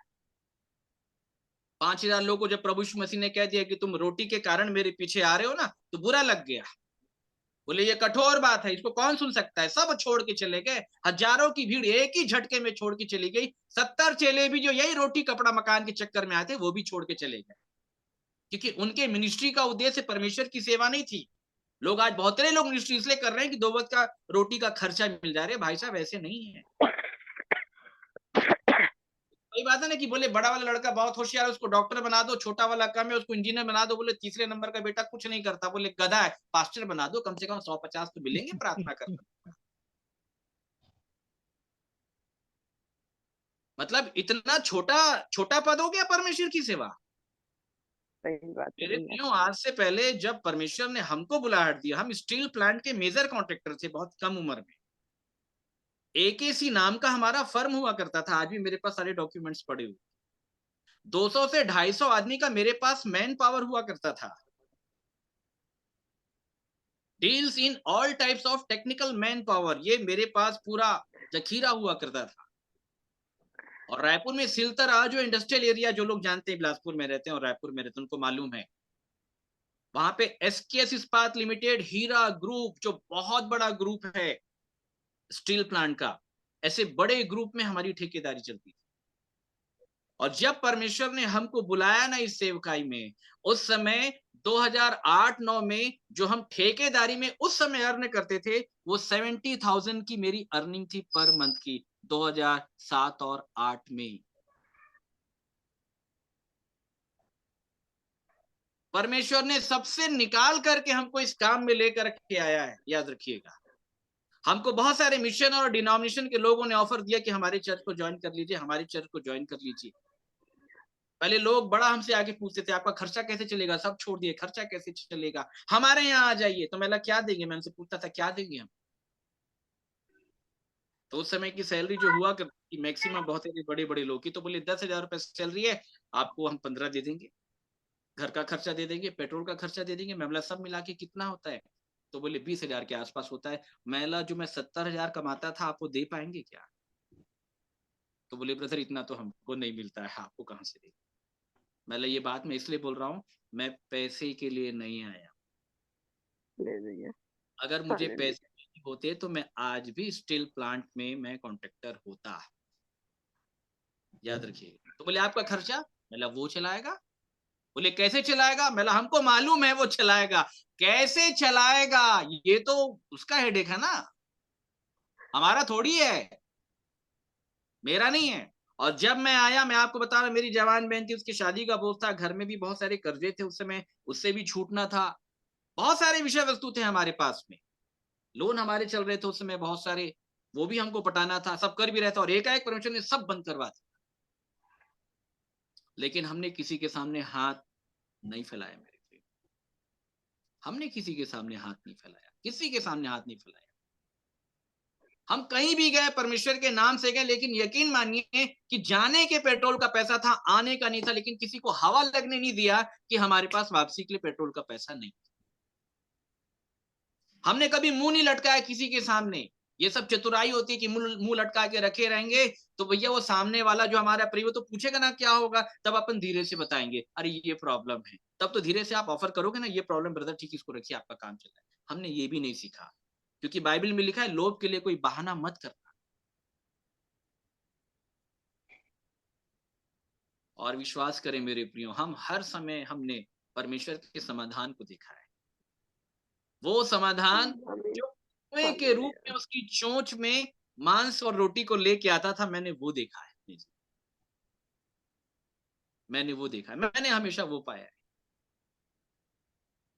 आज रायपुर के ऊपर में लगभग 2 एकड़ के आसपास की प्रॉपर्टी मेरे प्रियो, हमारा कोई बाहर से कोई कुछ नहीं आता, कोई अपोर्ट है ना कोई सपोर्ट है हमारा, हम लेते भी नहीं, हमने आपको बता दिया। बाहर की क्या बात, हम तो इंडियन लोगों से भी नहीं लेते। लेकिन यह है कि जीविते परमेश्वर की जो कलीसिया है, हमने उनको शिक्षा दी है, और उस शिक्षा के अनुसार वो स्वतंत्र थे सब कुछ करने के लिए। आप विश्वास नहीं करेंगे, 6 महीने में ही 2.25 करोड़ रुपए में हमने वो प्लाट खरीदा है, 6 महीने, 6 महीने में। और बहुत सारे लोग यहाँ पे जुड़े होंगे, आप उनसे पूछ लीजिएगा कि आशीष ब्रदर ने कभी आपको बोला कि आपको इतना देना पड़ेगा, आपको इतना, ये सब बाइबल का नियम नहीं है। हमने बाइबल की शिक्षा, हमने प्रकाशन बताया कि स्थान के लिए जब पैसे दिए जाते हैं तो उसमें परमेश्वर ने क्या क्राइटेरिया रखा है, और वो क्राइटेरिया हमने बताया, लोगों ने फिर उसके आधार पे परमेश्वर के लिए काम किया है। आप समझ रहे मेरे प्रियो, कोई भी बातें बाइबल से बाहर नहीं की जा सकती, करनी ही नहीं है। तब जाकर के आज के दिन हमने परमेश्वर के बहुत बड़े अद्भुत व्यवस्था को हमने देखा है। आप समझ रहे हैं मेरे प्रियो, व्यवस्था को हमने देखा है। सो मेरे प्रियो याद रखिएगा, बाइबल से बाहर जाकर के कुछ भी सोचना, बोलना, करना सब पाप की श्रेणी में आता है। अब ये याकूब के लोग जिनमें लड़ाई और झगड़े आ गए थे, ये सुख विलास में थे, ये कैसे लोग थे, ये कैटेगरी मैं आपको बता दे रहा हूं। अब याकूब 4:13 से पढ़िएगा। जेम्स, तुम जो ये कहते हो, वर्स 13, हाँ, तुम जो ये कहते हो आज या कल हम किसी और नगर में जाकर वहां 1 वर्ष बिताएंगे और व्यापार करके लाभ कमाएंगे। यही चल रहा है ना आज भी, इधर चलते हैं कमाने के लिए, उधर चलते हैं कमाने के लिए। सुन ले बड़े ध्यान के साथ, तुम जो ये कहते हो कि आज और कल हम किसी और नगर में जाएंगे और व्यापार करके लाभ कमाएंगे। देखिए व्यापारी लोग, मैंने बताया ना, लोगों ने परमेश्वर के मंदिर को व्यापार का घर बना दिया। अब ये व्यापार क्या, ये समझ जाइएगा, फिर आप जान लेंगे। कि हम व्यापार कर रहे हैं कि नहीं कर रहे हैं। आज और कल यहां वहां जाएंगे, 1 वर्ष बिताएंगे, व्यापार करके लाभ कमाएंगे और आगे और ये नहीं जानते कि कल क्या होगा। ये नहीं मालूम है कि कल तुम्हारे साथ क्या होने वाला है। अरे कल की बात तो छोड़ो, आज दिन भर में तुम्हारे साथ क्या होने वाला है तुमको मालूम है। लेकिन तुम्हारी प्लानिंग जो है वो बहुत लंबी चौड़ी है भाई। ये सुबह रिचर्ड भाई से बात हो रही थी तो मैं बता रहा था इनको, हमारी प्लानिंग कैसे रहती है मालूम है, 15 साल वाली, 20 साल वाली। वो योजना में जो हम पैसा डालते हैं, 15 साल वाला, 20 साल वाला, 20 साल के बाद इतना, 15 साल के बाद इतना, 7 साल के बाद डबल और टिबल। ध्यान के साथ सुनिए, वो धनवान भी यही बोला था ना कि बरसों तेरे लिए अनाज इकट्ठा हो गया, हे मेरे प्राण बढ़िया चैन के साथ खा पी सुख से रह, मजे कर। क्या कहा गया? आज ही रात तेरा प्राण ले लिया जाएगा। मूर्ख। आज ही रात को तेरा प्राण तुझसे ले लिया जाएगा। तो जो कुछ तूने इकट्ठा किया वो किसका? बोले मोदी जी का। मोदी जी का। किसका हो जाएगा? गवर्नमेंट का। मोदी जी का हो जाएगा। भाई साहब वो तो ऐसी थैला लेकर के आए, काहे के लिए आप उनका होने के लिए दे रहे हो? वो थैला में उठाएंगे, भरेंगे, चले जाएंगे। बात आ रही है समझ में? जी। हम व्यापार करेंगे, लाभ कमाएंगे, तुमको ये नहीं मालूम कि कल तुम्हारे साथ क्या होने वाला है। ये जो अच्छा हम लोग ये जो प्लानिंग करते हैं ना, ये 10 साल के बाद ये वाला इतना इतना आएगा, उसके बाद मैं ये करूंगा। आप क्या बोलते हैं मालूम है? आप ये बोलते हैं मैं गॉड हूं, बोलते हैं। आप ये बोलते हैं आई एम द गॉड, मैं परमेश्वर हूं, आप ये बोलते हैं। इस लाइन का मतलब ये निकलता है। क्यों? क्योंकि आप ये निश्चित कर देते हैं कि 15 साल के बाद ही मैं जीवित रहूंगा। मैं बोल रहा हूं ना मैं जीवित रहूंगा, तभी ना मैं 15 साल की बात की योजना में अपने आप को फंसा के चल रहा हूं। परमेश्वर बोलता है अच्छा तू परमेश्वर है, तेरे को बनाया किसने? मैंने बनाया। तेरे को मालूम है तेरी सांस कब मैं खींच लूंगा? तो बोले इतनी लंबी चौड़ी प्लानिंग कहां से कर लिया था? तुम्हारी आशा किस पे है? चंचल धन पे है। देखो चंचल धन ने तुमको भविष्य काल में पहुंचा दिया, और बाइबिल ये बोलती है वर्तमान में रहो, आज का दिन उद्धार का है, कल का दिन नाश होने का है। जितने लोग इस आधार पे कल की सोच में चल रहे हैं वे सब विनाश में जा रहे हैं। मैंने बताया ना, विनाश पापा है, उसका बेटा एक, वो आपको पकड़ के विनाश के पास लेके जा रहा है, और ये नहीं जानते कि कल क्या होगा। अब आगे पढ़े, सुनेगा ध्यान से। सुन तो लो, तुम्हारा जीवन है ही क्या। मतलब ये लोग तुम तो सुनने वाले ज्यादा नहीं है, तो इनको बोला अरे सुन तो ले भाई, सुन सुन सुन सुन, सुन। कहाँ भाग रहे हो आप? तुम इधर बढ़िया सुसमाचार तुमको सुनाए थे, ठीक किए थे, तुम कहीं भाग रहे हो? सुन तो लो, सुन तो लो, तुम्हारा जीवन है ही क्या। है ही क्या। तुम तो भाप के समान हो जो ये थोड़ी आप लोग देर। किसके समान है? भाप के समान। भाप के समान जो थोड़ी देर दिखाई देती है फिर लोप हो जाती है। हाँ भाप। भाप कितने लोगों ने देखा है? बहुत लोगों ने देखा होगा भाप। सभी ने देखा भैया। हाँ, थोड़ी देर दिखती है फिर गायब हो जाती है। हाँ भाप थोड़ी देर मतलब कितनी देर? जब आप वो कुकर में खाना बनाते हैं और जब कुकर आप खोलते हैं, ठीक है, तो भाप कितने सेकंड के लिए दिखाई देता है आपको? 2-3 सेकंड के लिए। तो चलो 5 सेकंड बढ़ा देते हैं, 5 सेकंड कर लें। 5 सेकंड के लिए आपको भाप दिखाई देता है। सुनिएगा ध्यान से, मतलब परमेश्वर ये बोलना चाह रहा है कि परमेश्वर ये कहता है मेरी दृष्टि में तुम्हारा जो जीवन है वो 5 सेकंड का है। बोलिए कितने सेकंड का? 5 सेकंड का। और ये बोल रहा है ये 5 सेकंड का जो भाप है ये प्लानिंग कहां से कर लिया भाई साहब? 5 सेकंड का भाप प्लानिंग कब से करने लग गया? 15 साल वाला, 20 साल वाला? कुछ आ रही है बात समझ में? असल सच्चाई को आप समझ लें, नहीं तो कैन के समान भगौड़ा बन जाएंगे, भागते रहेंगे। बता रही है समझ में?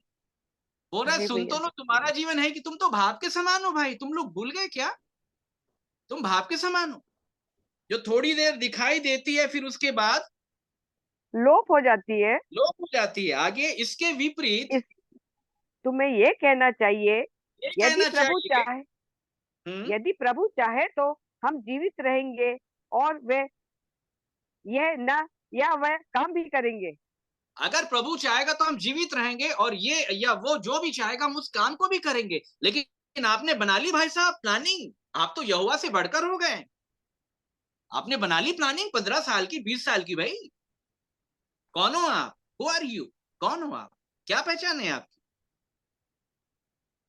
आत्मिक जीवन में इस आधार पे आपकी क्या पहचान है? कोई पहचान नहीं है। फिर हमने प्लानिंग बना ली भाई। इसलिए परमेश्वर ने उस धनवान व्यक्ति को कहा, मूर्ख, आज ही तेरा प्राण खींचूंगा मैं तेरे अंदर से, आज ही खींचूंगा। और तूने जो प्रॉपर्टी और संपत्ति को इतना लंबा चौड़ा कर लिया है ना, फिर वो किसका होगा? हमने बताया ना, मोदी जी के अकाउंट में जाएगा। फिर मोदी जी ले लेंगे उसको। जी भैया। बात आ रही है समझ में? जी ठीक भैया। है। जी। पर आगे 16, पर अब तुम अपने डींग मारने पर घमंड करते हो। क्या मारने ऐसा पर? डिंग। अच्छा, डींग लोग डिंग मारने कैसे पर। मारते हैं? अरे ब्रदर, उधर भी प्लॉट लिए मालूम है 5, वो 4,000 स्क्वायर फीट। अरे उधर भी ले 10,000 स्क्वायर फीट। अरे भैया 1500 में काम चल जाता है भाई साहब। क्या करेंगे उधर लेकर के? बोले नहीं लिए हैं। वो डिंग हो गया। क्या हो गया? मतलब वो ये बताना डींग चाह रहे हैं हमारे पास इतना पैसा, हमने इधर भी प्रॉपर्टी कर लिया, हमने इधर भी प्रॉपर्टी कर लिया, हमने इधर भी प्रॉपर्टी कर लिया। बाइबल क्या बताती है? जो तुम्हारे पास है उसमें क्या करो? संतोष करो। संतोष करो। किसी का जीवन उसके धन की बहुतायत से नहीं होता है, प्रॉपर्टी को इकट्ठा करने से नहीं होता है। प्रभु यीशु मसीह ने उल्टा कहा है, इस पृथ्वी के ऊपर धन इकट्ठा मत मत करना, करो। नहीं तो इस धन में क्या लगता है? कीड़े। बोलिए क्या लगता है? कीड़े लगता है। कीड़ा। कीड़ा लगता है। ये कौन सा वाला कीड़ा है आपको मालूम है? कौन सा वाला कीड़ा है?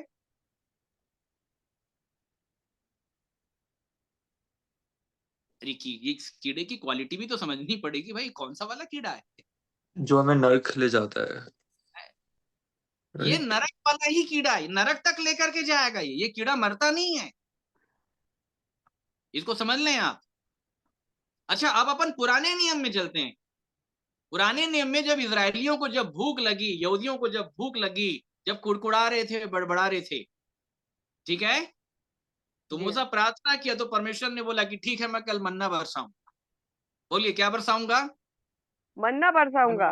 मन्ना मन्ना। बताऊंगा। और इस्राएलियों को बता देना कि वो प्रतिदिन का भोजन वस्तु जो है प्रतिदिन बाहर जाएंगे, प्रतिदिन बटोरेंगे और बटोर के लाएंगे, प्रतिदिन खाएंगे। प्रतिदिन बाहर जाना है, प्रतिदिन बटोरना है और लाना है और खाना है और चुपचाप हो जाना है। एक दिन का भी एक्स्ट्रा नहीं देता भाई साहब परमेश्वर। बात आ रही समझ में? जी इसलिए भैया। दाऊद बोलता है, मुझे प्रतिदिन की रोटी खिलाया कर। कैसी रोटी? प्रतिदिन की रोटी खिलाया कर। की रोटी खिलाया कर। ठीक है। अच्छा, ठीक। मन्ना कितना खाना था? आप लोग बताइए कितना मन्ना खाना था? एक होमेर हाँ, एक ओमेर मतलब प्रति व्यक्ति। हाँ, क्या है एक उम्मीद? क्या? किलो। 1 ओमेर का एपा का 10वां भाग है। एपा मतलब 10 केजी, उसका 10वां भाग मतलब ओमेर मतलब 1 किलो, 1 केजी।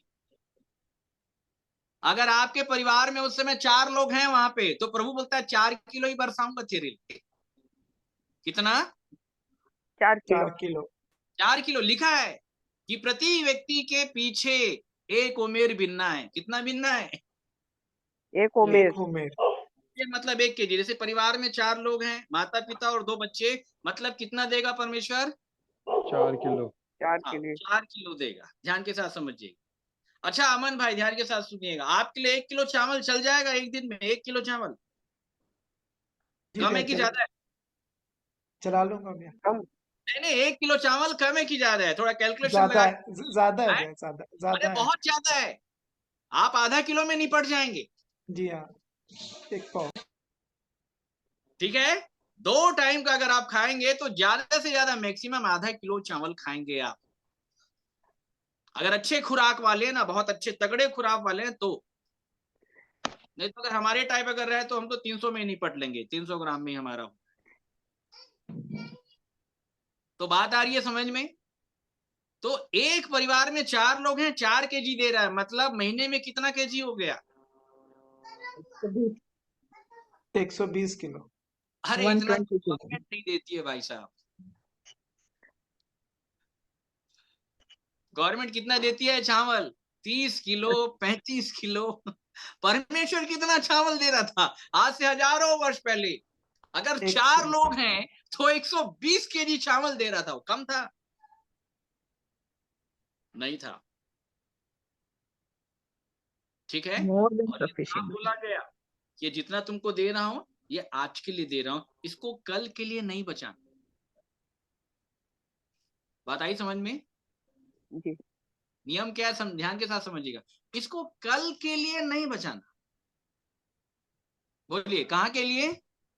कल कल के के लिए लिए। नहीं बचाना, अच्छा, फिर इजरायलियों ने क्या किया फिर? बचा बचा लिया लिया, दूसरे दिन के लिए भी। ज्यादा हाँ, इकट्ठा किया और बचा भी हाँ, लिया। सब हपसी तो रहते हैं सारे लोग। बोले बटोर लो, एक ही बार में बटोर लो, बटोर लो, बटोर। लग गए हैं सब संसार में भागा दौड़ी में, कमा लो जितना कमाना है। सुनिएगा बड़े ध्यान के साथ। और ये ज्यादा बटोर के लेके आया, लेकिन ज्यादा किसी का नहीं निकला। सबका जब वो तौला गया तो सबका एक निकला। जिसका आधा किलो था उसका भी परमेश्वर 1 केजी कर, जो 1.5 किलो गलती से लेकर के आया था ना जबरदस्ती, उसका वो एक बना दिया उसको। और जिसका आधा था उसको 1 कर दिया। मतलब कोई किसी का हिस्सा नहीं मारेगा। अब उसके बाद लोगों ने क्या किया फिर?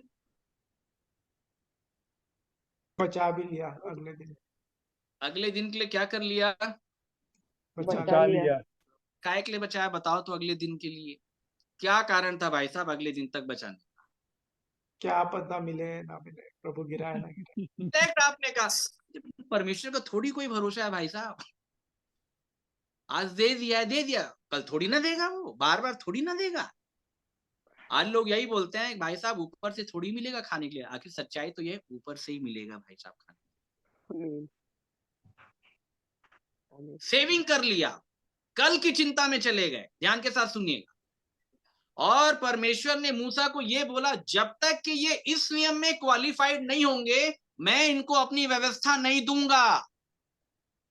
व्यवस्था को प्राप्त करने के लिए, व्यवस्था को प्राप्त करने के लिए, क्वालिफाइड होने के लिए, ये एंट्रेंस एग्जाम था भाई साहब यहाँ पे।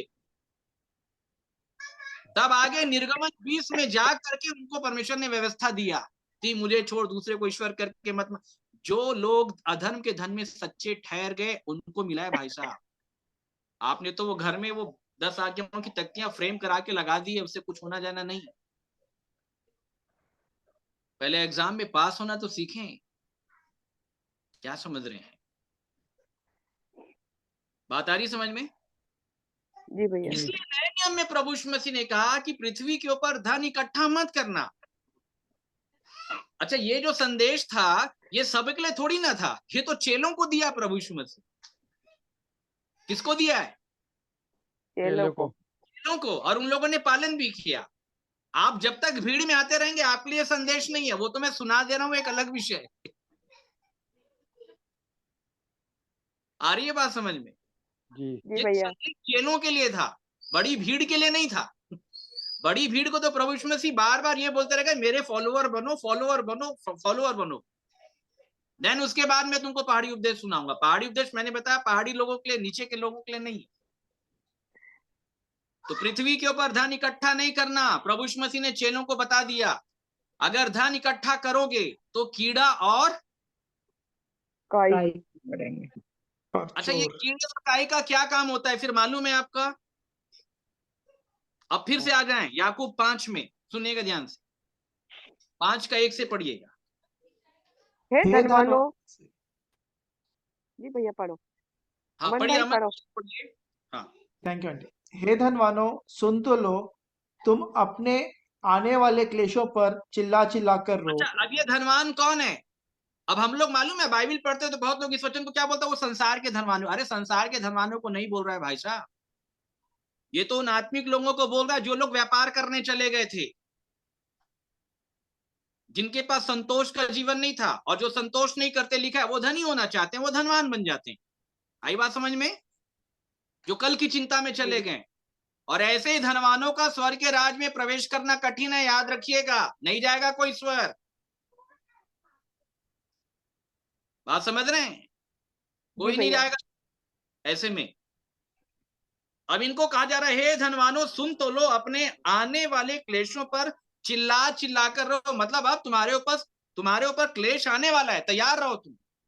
आगे, तुम्हारा धन बिगड़ गया है। तुम्हारा और धन क्या हो गया है? बिगड़ गया है। कौन सा धन बिगड़ गया है? दोनों, पृथ्वी का भी और स्वर्ग का भी। सुसमाचार को धन बताया गया है। इन लोगों ने अपने चाल चलन से सुसमाचार के धन को क्या कर दिया है? बिगाड़ दिया है। सुनिएगा ध्यान से। और आगे, और तुम्हारे वस्त्रों को कीड़े खा गए हैं। हाँ, ये जो सुसमाचार वाला जो तुमको नया कपड़ा परमेश्वर ने पहनाया था ना तुम्हारे पाप अधर्म को ढांपने के लिए, इसको कौन खा गया? कीड़े खा गए हैं। ये कीड़ा कहां से आ गया भाई साहब? कोई धन में जो लगा। आ गई ना बात समझ में? जो तुम जा रहे हो ना यहाँ वहां व्यापार करने, लाभ कमाने के लिए, कल की चिंता में, सेविंग करने, इकट्ठा करने में क्या लग जाता है? प्रभु यीशु मसीह ने बताया, कीड़ा। और ये कीड़ा तुम्हारे धार्मिकता के वस्त्र को खा देगा। अगर पहने हो कपड़ा तो ये डन है, वो खा देगा कपड़ा। उस कीड़े में इतनी ताकत है, सुन लो बड़े ध्यान के साथ।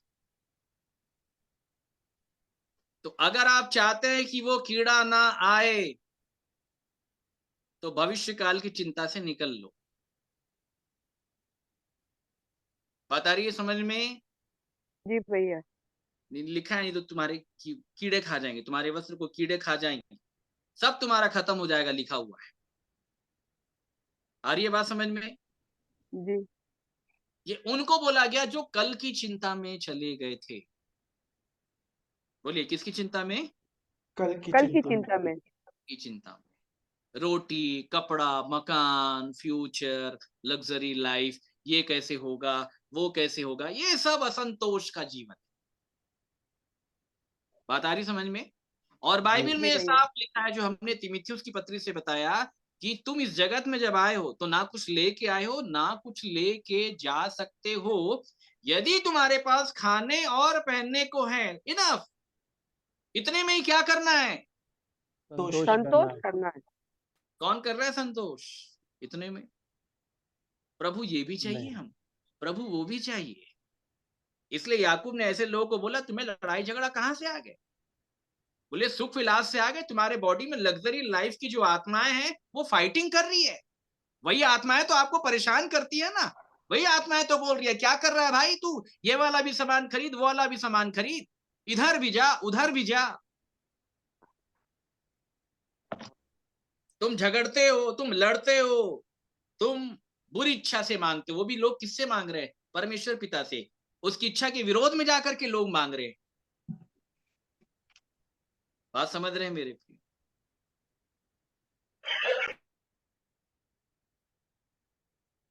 मनुष्य का जीवन भाप के समान है, थोड़ी देर दिखाई देती है, उसके बाद वो लोप होने। इसके विपरीत आपको ये कहना है कि प्रभु आपकी क्या इच्छा है, आप बताइए, मैं आपकी इच्छा को पूर्ण करूंगा। इसलिए प्रभु यीशु मसीह का जीवन जब तक पृथ्वी के ऊपर था, कहीं भी आपको फिजिकली कुछ भी आपको नहीं दिखेगा, ना रोटी, ना कपड़ा, ना मकान, ना कोई परमेश्वर का ऐसा जन जो इन भौतिकवाद की वस्तुओं के लिए, अपने लिए या दूसरे कलीसिया के लिए प्रार्थना कर रहा था कि प्रभु जी उनको रोटी दे दो, उनको कपड़ा दे दो, उनको मकान दे दो, मैं इनके लिए प्रार्थना करता हूं, इनको ये दे दो, इनको वो दे दो, जिस प्रकार से आज किया जा रहा है। आपको एक रेफरेंस नहीं मिलेगा मेरे प्रियो। इसलिए मैंने पूछा, एक आध रेफरेंस आप मेरे को बता दीजिए जहां पे इस प्रकार की प्रार्थनाएं की जाती थी, करवाई जाती थी। आपको कहीं नहीं मिलेगा मेरे। लेकिन आज चल रहा है, मैंने बताया ना, मार्केट, और हम बोलने लग जाते हैं इन भौतिकवाद की चीजों के लिए कि हमारे लिए इस चीज के लिए प्रार्थना कर दो, इस चीज के लिए नहीं। मेरे भाई, हमारे पास तो कोई आता, हम बोलते पहले धर्म और राज की खोज में चले जाओ भाई, क्योंकि परमेश्वर का वचन ये कहता है। पहला काम धर्म और राज की खोज में जाओ, उसके बाद तुम्हें ये सब वस्तुएं मिल मिल जाएंगी, जाएंगी। नहीं तो नहीं मिलेंगी। जो थोड़े में सच्चा है वो बहुत में सच्चा है। यदि तुम संसार के अधर्म के धन में सच्चे नहीं ठहरे तो सच्चा स्वर्गीय धन तुमको फिर नहीं मिलेगा, भूल जाओ, नहीं मिलेगा। आ रही है बात समझ में? जी भैया। अब स्वर्गीय धन क्या है? कितने लोग स्वर्गीय धन की परिभाषा समझते हैं?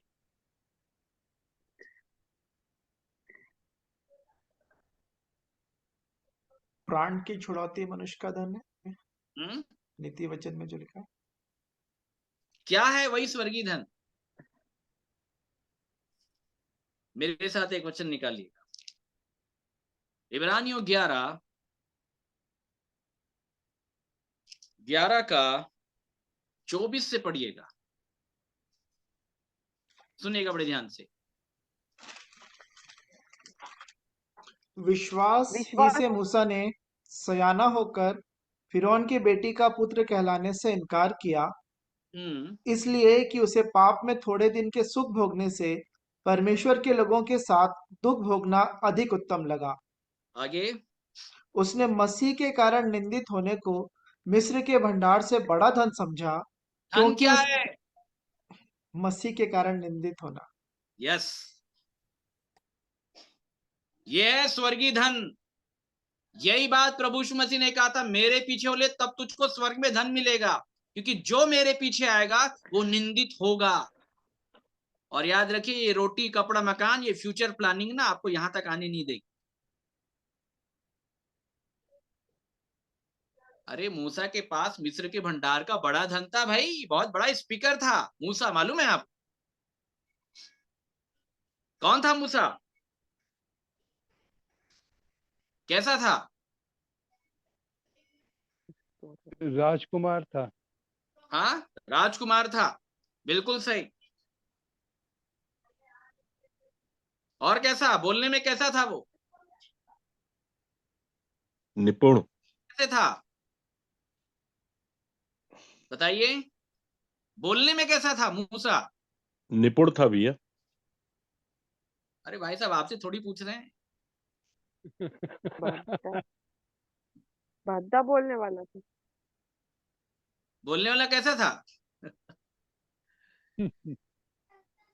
लोगों को ना कि आधी कहानी मालूम है, अपन को वही मालूम है कि मूसा बोलने में भद्दा था। क्या था?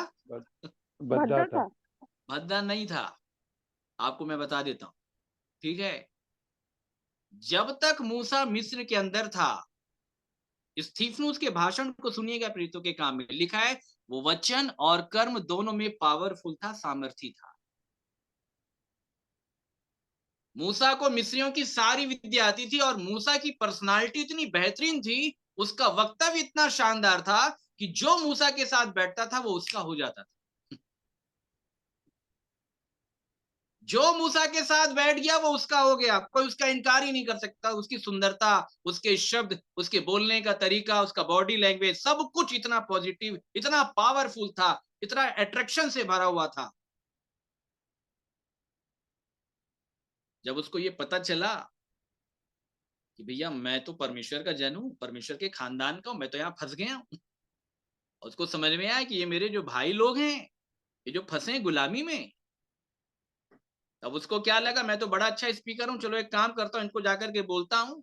मूसा ने सोचा परमेश्वर मेरे हाथ से इनका उद्धार करेगा, तो जाकर के सुनाना चालू किया। उसने जब एक दिन जाकर के देखा कि एक मिस्री उसके इब्री भाई को मार रहा है, तो क्या किया मिस्री के साथ? उसने उठा के पटक दिया उसको और वहीं रेत में दबा दिया जिंदा, खत्म। उसका पावर देखिएगा, ऐसा पहलवान भी था वो, बलवान था। ठीक है? अब उसके बाद अगले दिन उसने क्या देखा?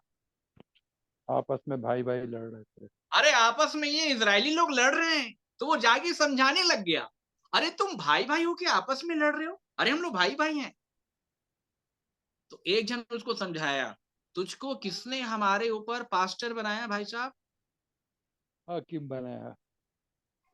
किसने आपको पास्टर बना के यहाँ पे भेजा है? मूसा जो मिस्र की गद्दी में बैठ करके लाखों लोगों को समझा लेता था, जब बात मिनिस्ट्री की आई तो 2 लोगों को नहीं समझा पाया भाई साहब। क्योंकि बाइबल ये कहती है कि परमेश्वर मनुष्य की योग्यता का इस्तेमाल नहीं करता। और उसके बाद मूसा वहां से भागा, उसको लगा कि हमारा पुल यहाँ खुल जाएगा, सब खत्म हो जाएगा, चलो अब यहाँ से भागते हैं। जाकर के मिदान के देश में रहने लग गया। फिर 40 वर्ष वहां पे चरवाही, परमेश्वर ने उसको सिखाया एक्सपीरियंस में डाल करके, और 40 वर्ष के बाद परमेश्वर ने उसको पहाड़ी के ऊपर बुला करके दर्शन दिया। और फिर उसके बाद उसको बोला तू जाके बात करना, तब वो बोलता प्रभु मैं भद्दा हूं, सब खत्म हो गया मेरा। तब उसके बाद बोलता है कि मैं बोलने में क्या हूं, भद्दा हूं।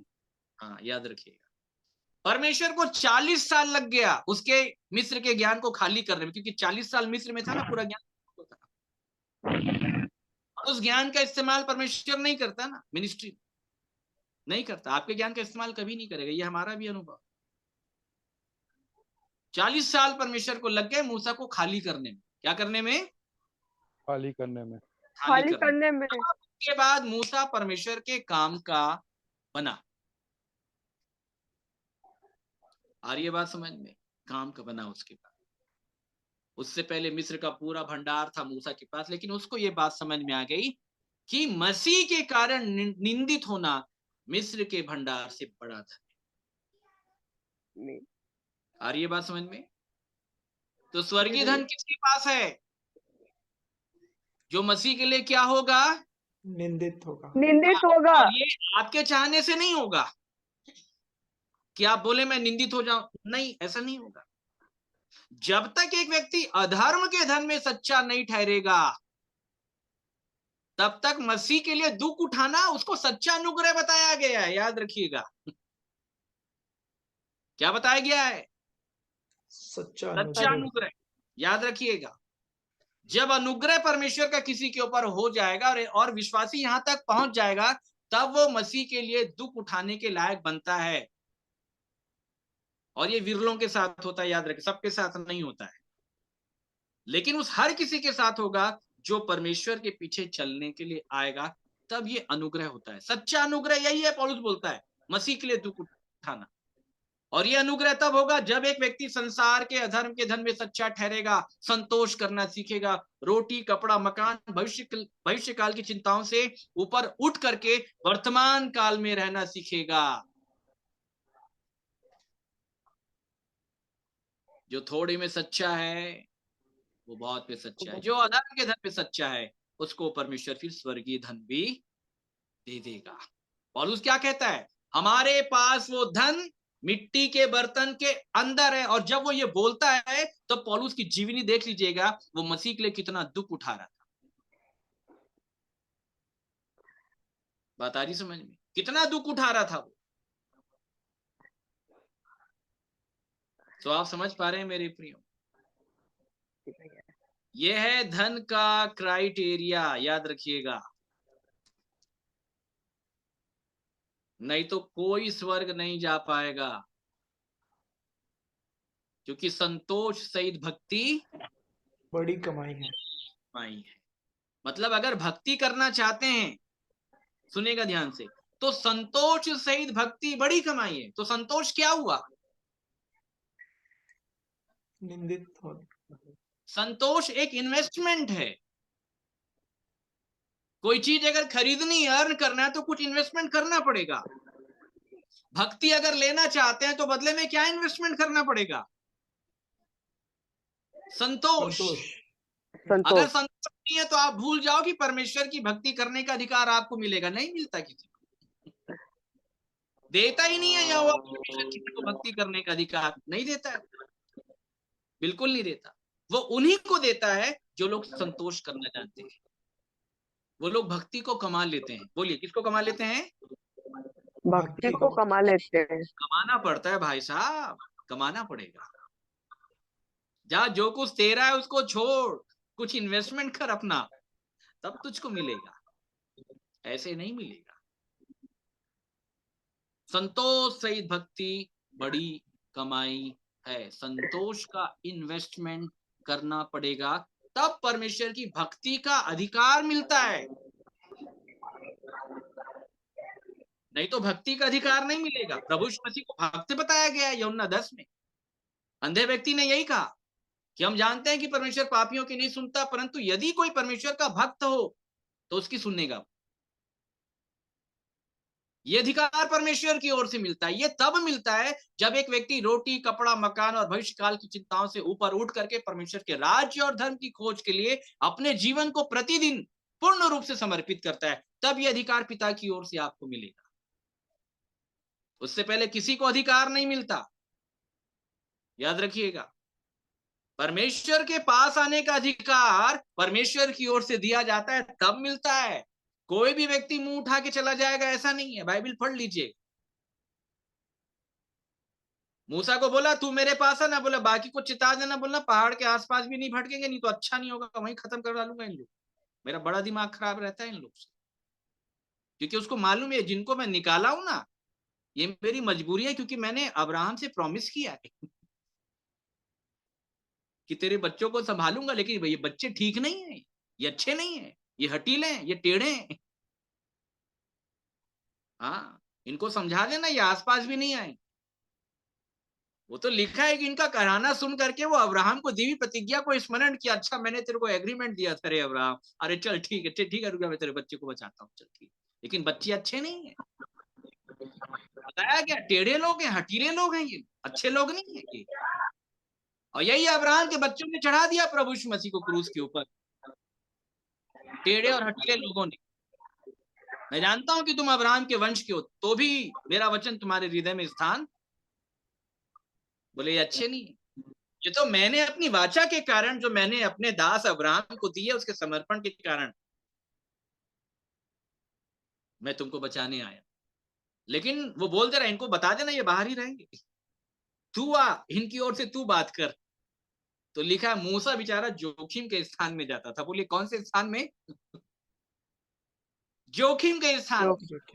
कहने का मतलब परमेश्वर का तो ऐसे ही मुंडा खराब है, मैं आपको मानवीय रीति से समझा रहा हूं। परमेश्वर का दिमाग तो ऐसे ही खराब रहता है, और मूसा को मालूम कहीं ज्यादा दिमाग खराब हो गया ना तो सब हमारे ऊपर फोड़ डालेगा परमेश्वर, इसलिए जोखिम का स्थान कहा गया। अरे मतलब समझ रहे हैं, परमेश्वर का क्रोध जिन मनुष्यों के ऊपर है, उसके क्रोध के बीच में जाकर के खड़ा होना, मतलब समझ रहे हैं कितनी बड़ी भूमिका है। उसको मध्यस्थ की भूमिका कहते हैं। मतलब बीच में खड़ा होने वाला व्यक्ति क्रोध का शिकार हो जाएगा। एक व्यक्ति जब किसी को मारते रहता है, दिमाग खराब रहता है ना, अगर कोई बीच में आ गया तो बोलता है देख भाई तू हट जा बीच से, ये तो तेरे को ही मारूंगा, पहले तू हट पहले बीच से। मतलब परमेश्वर अगर अपने क्रोध में आ गया ना, आ रही बात समझ में जी। उसके बाद खत्म है कहानी। बाइबल में लिखा हुआ खत्म है कहानी, खत्म है। और मूसा बार बार जाके परमेश्वर के क्रोध को ना ठंडा करता। तो मूसा कौन था? बड़ा नम्र था, बड़ा दीन था, इसलिए परमेश्वर उसको देख करके ना शांत हो जाता। चल तू बोल रहा है तो चल ठीक है, मैं इनको छोड़ रहा हूं, तेरे कारण छोड़ रहा हूं मूसा, नहीं तो इनकी कोई हस्ती नहीं है, मैं तो यही इनको खत्म कर डालूंगा, बोल रहा था। तो मूसा बोला प्रभु अगर आप ऐसा कर दोगे तो बाकी पिछले लोग क्या बोलेंगे?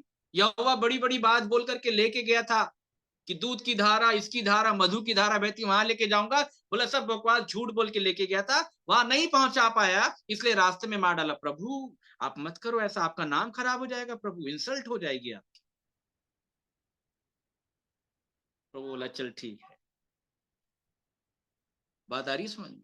वो तो वहीं सबका काम तमाम कर देता, वहीं कर देता।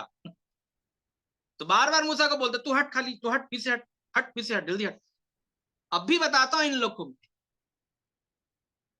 मेरे प्रियो मैं आपको ये बता देता हूं, उसका ये वाला क्रोध आज भी है, वो बदला नहीं है। ये वाला क्रोध आज भी है, लेकिन उसके इस क्रोध के बीच में, हमारे और परमेश्वर के इस क्रोध के बीच में वो महायाजक आ गया, प्रभु यीशु मसीह, जो मूसा से भी सर्वश्रेष्ठ है। बात आ रही समझ में? कौन आ गया? वो महायाजक। लिखा है कि जब हमारा मेल हो जाएगा, ठीक है, हम उसके क्रोध से बचेंगे। यीशु हमको परमेश्वर के क्रोध से बचाएगा, लिखा है। आज भी उसका क्रोध है, वो तो पिता के दाहिने बैठ करके उसको शांत करा के रखा हुआ है। नहीं तो याद रखना, वो बगीचे का मालिक बार बार जब भी आता है बगीचे में तो बोलता है काट ही डालूंगा इस पेड़ को, कहां रखा है तू इसको। यही तो बोलता है हर साल आके, यही तो बोलता है ना। बोलता है कि नहीं बोलता है, ये बताओ मेरे को आप।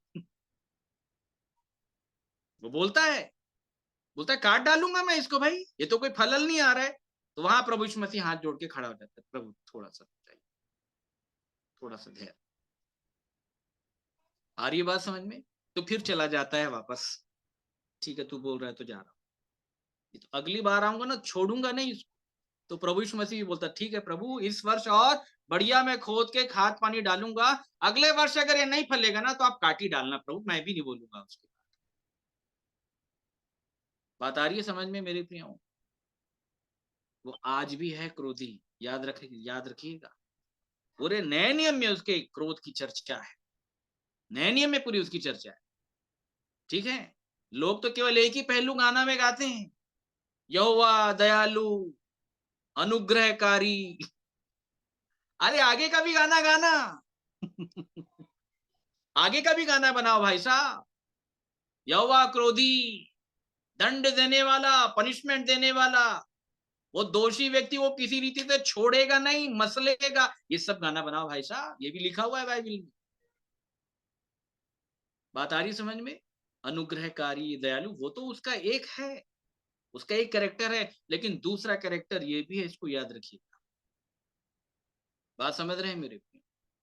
ऐसे ही कोई नहीं बचने वाला मेरे प्रियो परमेश्वर के पास स्वर्ग, ऐसे ही कोई नहीं बचेगा, याद रखिएगा। अगर अधर्म के धन में सच्चे नहीं ठहरे तो सच्चा धन, स्वर्गीय धन किसी को नहीं मिलेगा। इसलिए प्रभु यीशु मसीह ने कहा, जब लोग मेरे नाम के कारण तुमसे बैर करें, तुमको गालियां दे, तुम्हारा विरोध करें, तब स्वर्ग में तुम्हारे लिए बड़ा धन होगा। कौन सा धन?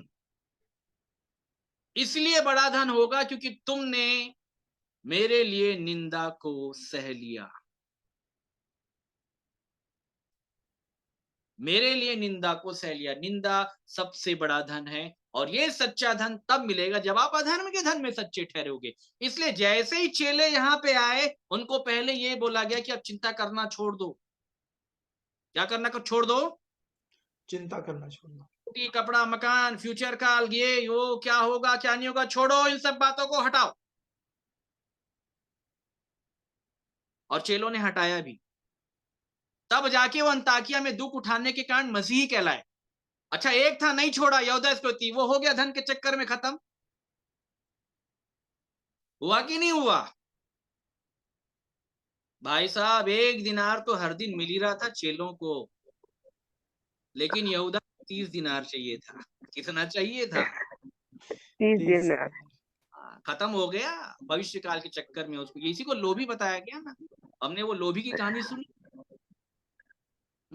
जिसके पास मुर्गी थी, प्रतिदिन उसको अंडा मिलता था, उसको बोला एक ही बार में मुर्गी को काट ले, पूरे अंडे निकाल ले। उसको लोभी बताया गया। तो जो लोग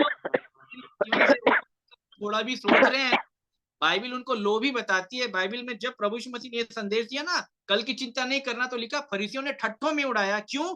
क्योंकि वो धन के लोभी थे, लिखा है, मन के लोभी थे। जितने लोग कल की चिंता में चल रहे हैं, उन लोगों ने परमेश्वर के घर को व्यापार का घर बना दिया है। और इस व्यापार के घर में क्या कहा जा रहा है? अरे इधर जाएंगे, अरे उधर जाएंगे, अरे ये करेंगे, अरे वो करेंगे। परमेश्वर बोलता है, क्या करो परमेश्वर के घर के अंदर में? बात समझ रहे हैं मेरे? इसलिए प्रभु यीशु मसीह ने चेलों को स्वर्गारोहण से पहले ये शिक्षा दे दी थी, अपने क्रूसिफिकेशन से पहले। ऐसा ना हो कि तुम्हारे मन मतवालेपन, खुमार और जीवन की चिंताओं से कहीं सुस्त ना हो जाए, क्योंकि वो सुस्ती तुमको सुला देगी। इसलिए वो सोने वाली 10 कुंवारियों का दृष्टांत दिया। आज लोगों को चिंता ने सुला दिया है। क्या कर दिया है? सुला दिया है। सुला दिया है। रोटी कपड़ा मकान, रोटी कपड़ा मकान, घर होना चाहिए, ये होना चाहिए, लग्जरी लाइफ होनी चाहिए, बच्चों के पास ये होना चाहिए, बच्चों की शिक्षाओं के लिए ये होना चाहिए, उनके विवाह की चिंता, इसकी चिंता, ये सब मेरे प्रियो संसार की बातें हैं। ये होना चाहिए, इसको सेकेंडरी रखिए ना आप, सेकेंडरी रखिए आप इसको। पहली प्रायोरिटी के ऊपर में परमेश्वर के राज्य और धर्म की खोज को रखो ना। इसलिए आज घर बार बिगड़े हुए हैं मसीहियों के, पति पत्नी का आपस में कोई अच्छा संबंध नहीं है, टूटा हुआ है। बहुतेरों का विवाह तो परमेश्वर के नाम से किया जाता है, परंतु 1 महीने के बाद ही तलाक हो जाता है। लेकिन विवाह में वो वचन जरूर पढ़ा जाता है, जिसे परमेश्वर ने जोड़ा मनुष्य अलग ना करे। भाई साहब, 1 ही महीने में अलग हो गया, किसने जोड़ा था अब समझ लेना आप। किसी मैरिज ब्यूरो वाले ने जोड़ दिया था 2000 रुपए लेकर। इस वचन के भी मायने बहुत अलग है, जिसे परमेश्वर ने जोड़ा उससे मनुष्य अलग ना करे। कभी बताएंगे कि इसके मायने क्या है। बहुत सुंदर विषय है। बात समझ रहे हैं मेरे? ये नाना प्रकार की चिंताओं में हम लग गए। पौलुस बोलता है इन चिंताओं से ऊपर उठो और तब जाकर के हमें परमेश्वर के राज्य की प्राप्ति होगी मेरे प्रियो। अन्यथा स्वर्ग मनुष्य की कल्पना से भी परे है, याद रखिए। तो परमेश्वर इन वचनों के द्वारा हम सभी को आशीष दे मेरे प्रियो। आगे का समय आप लोग के लिए।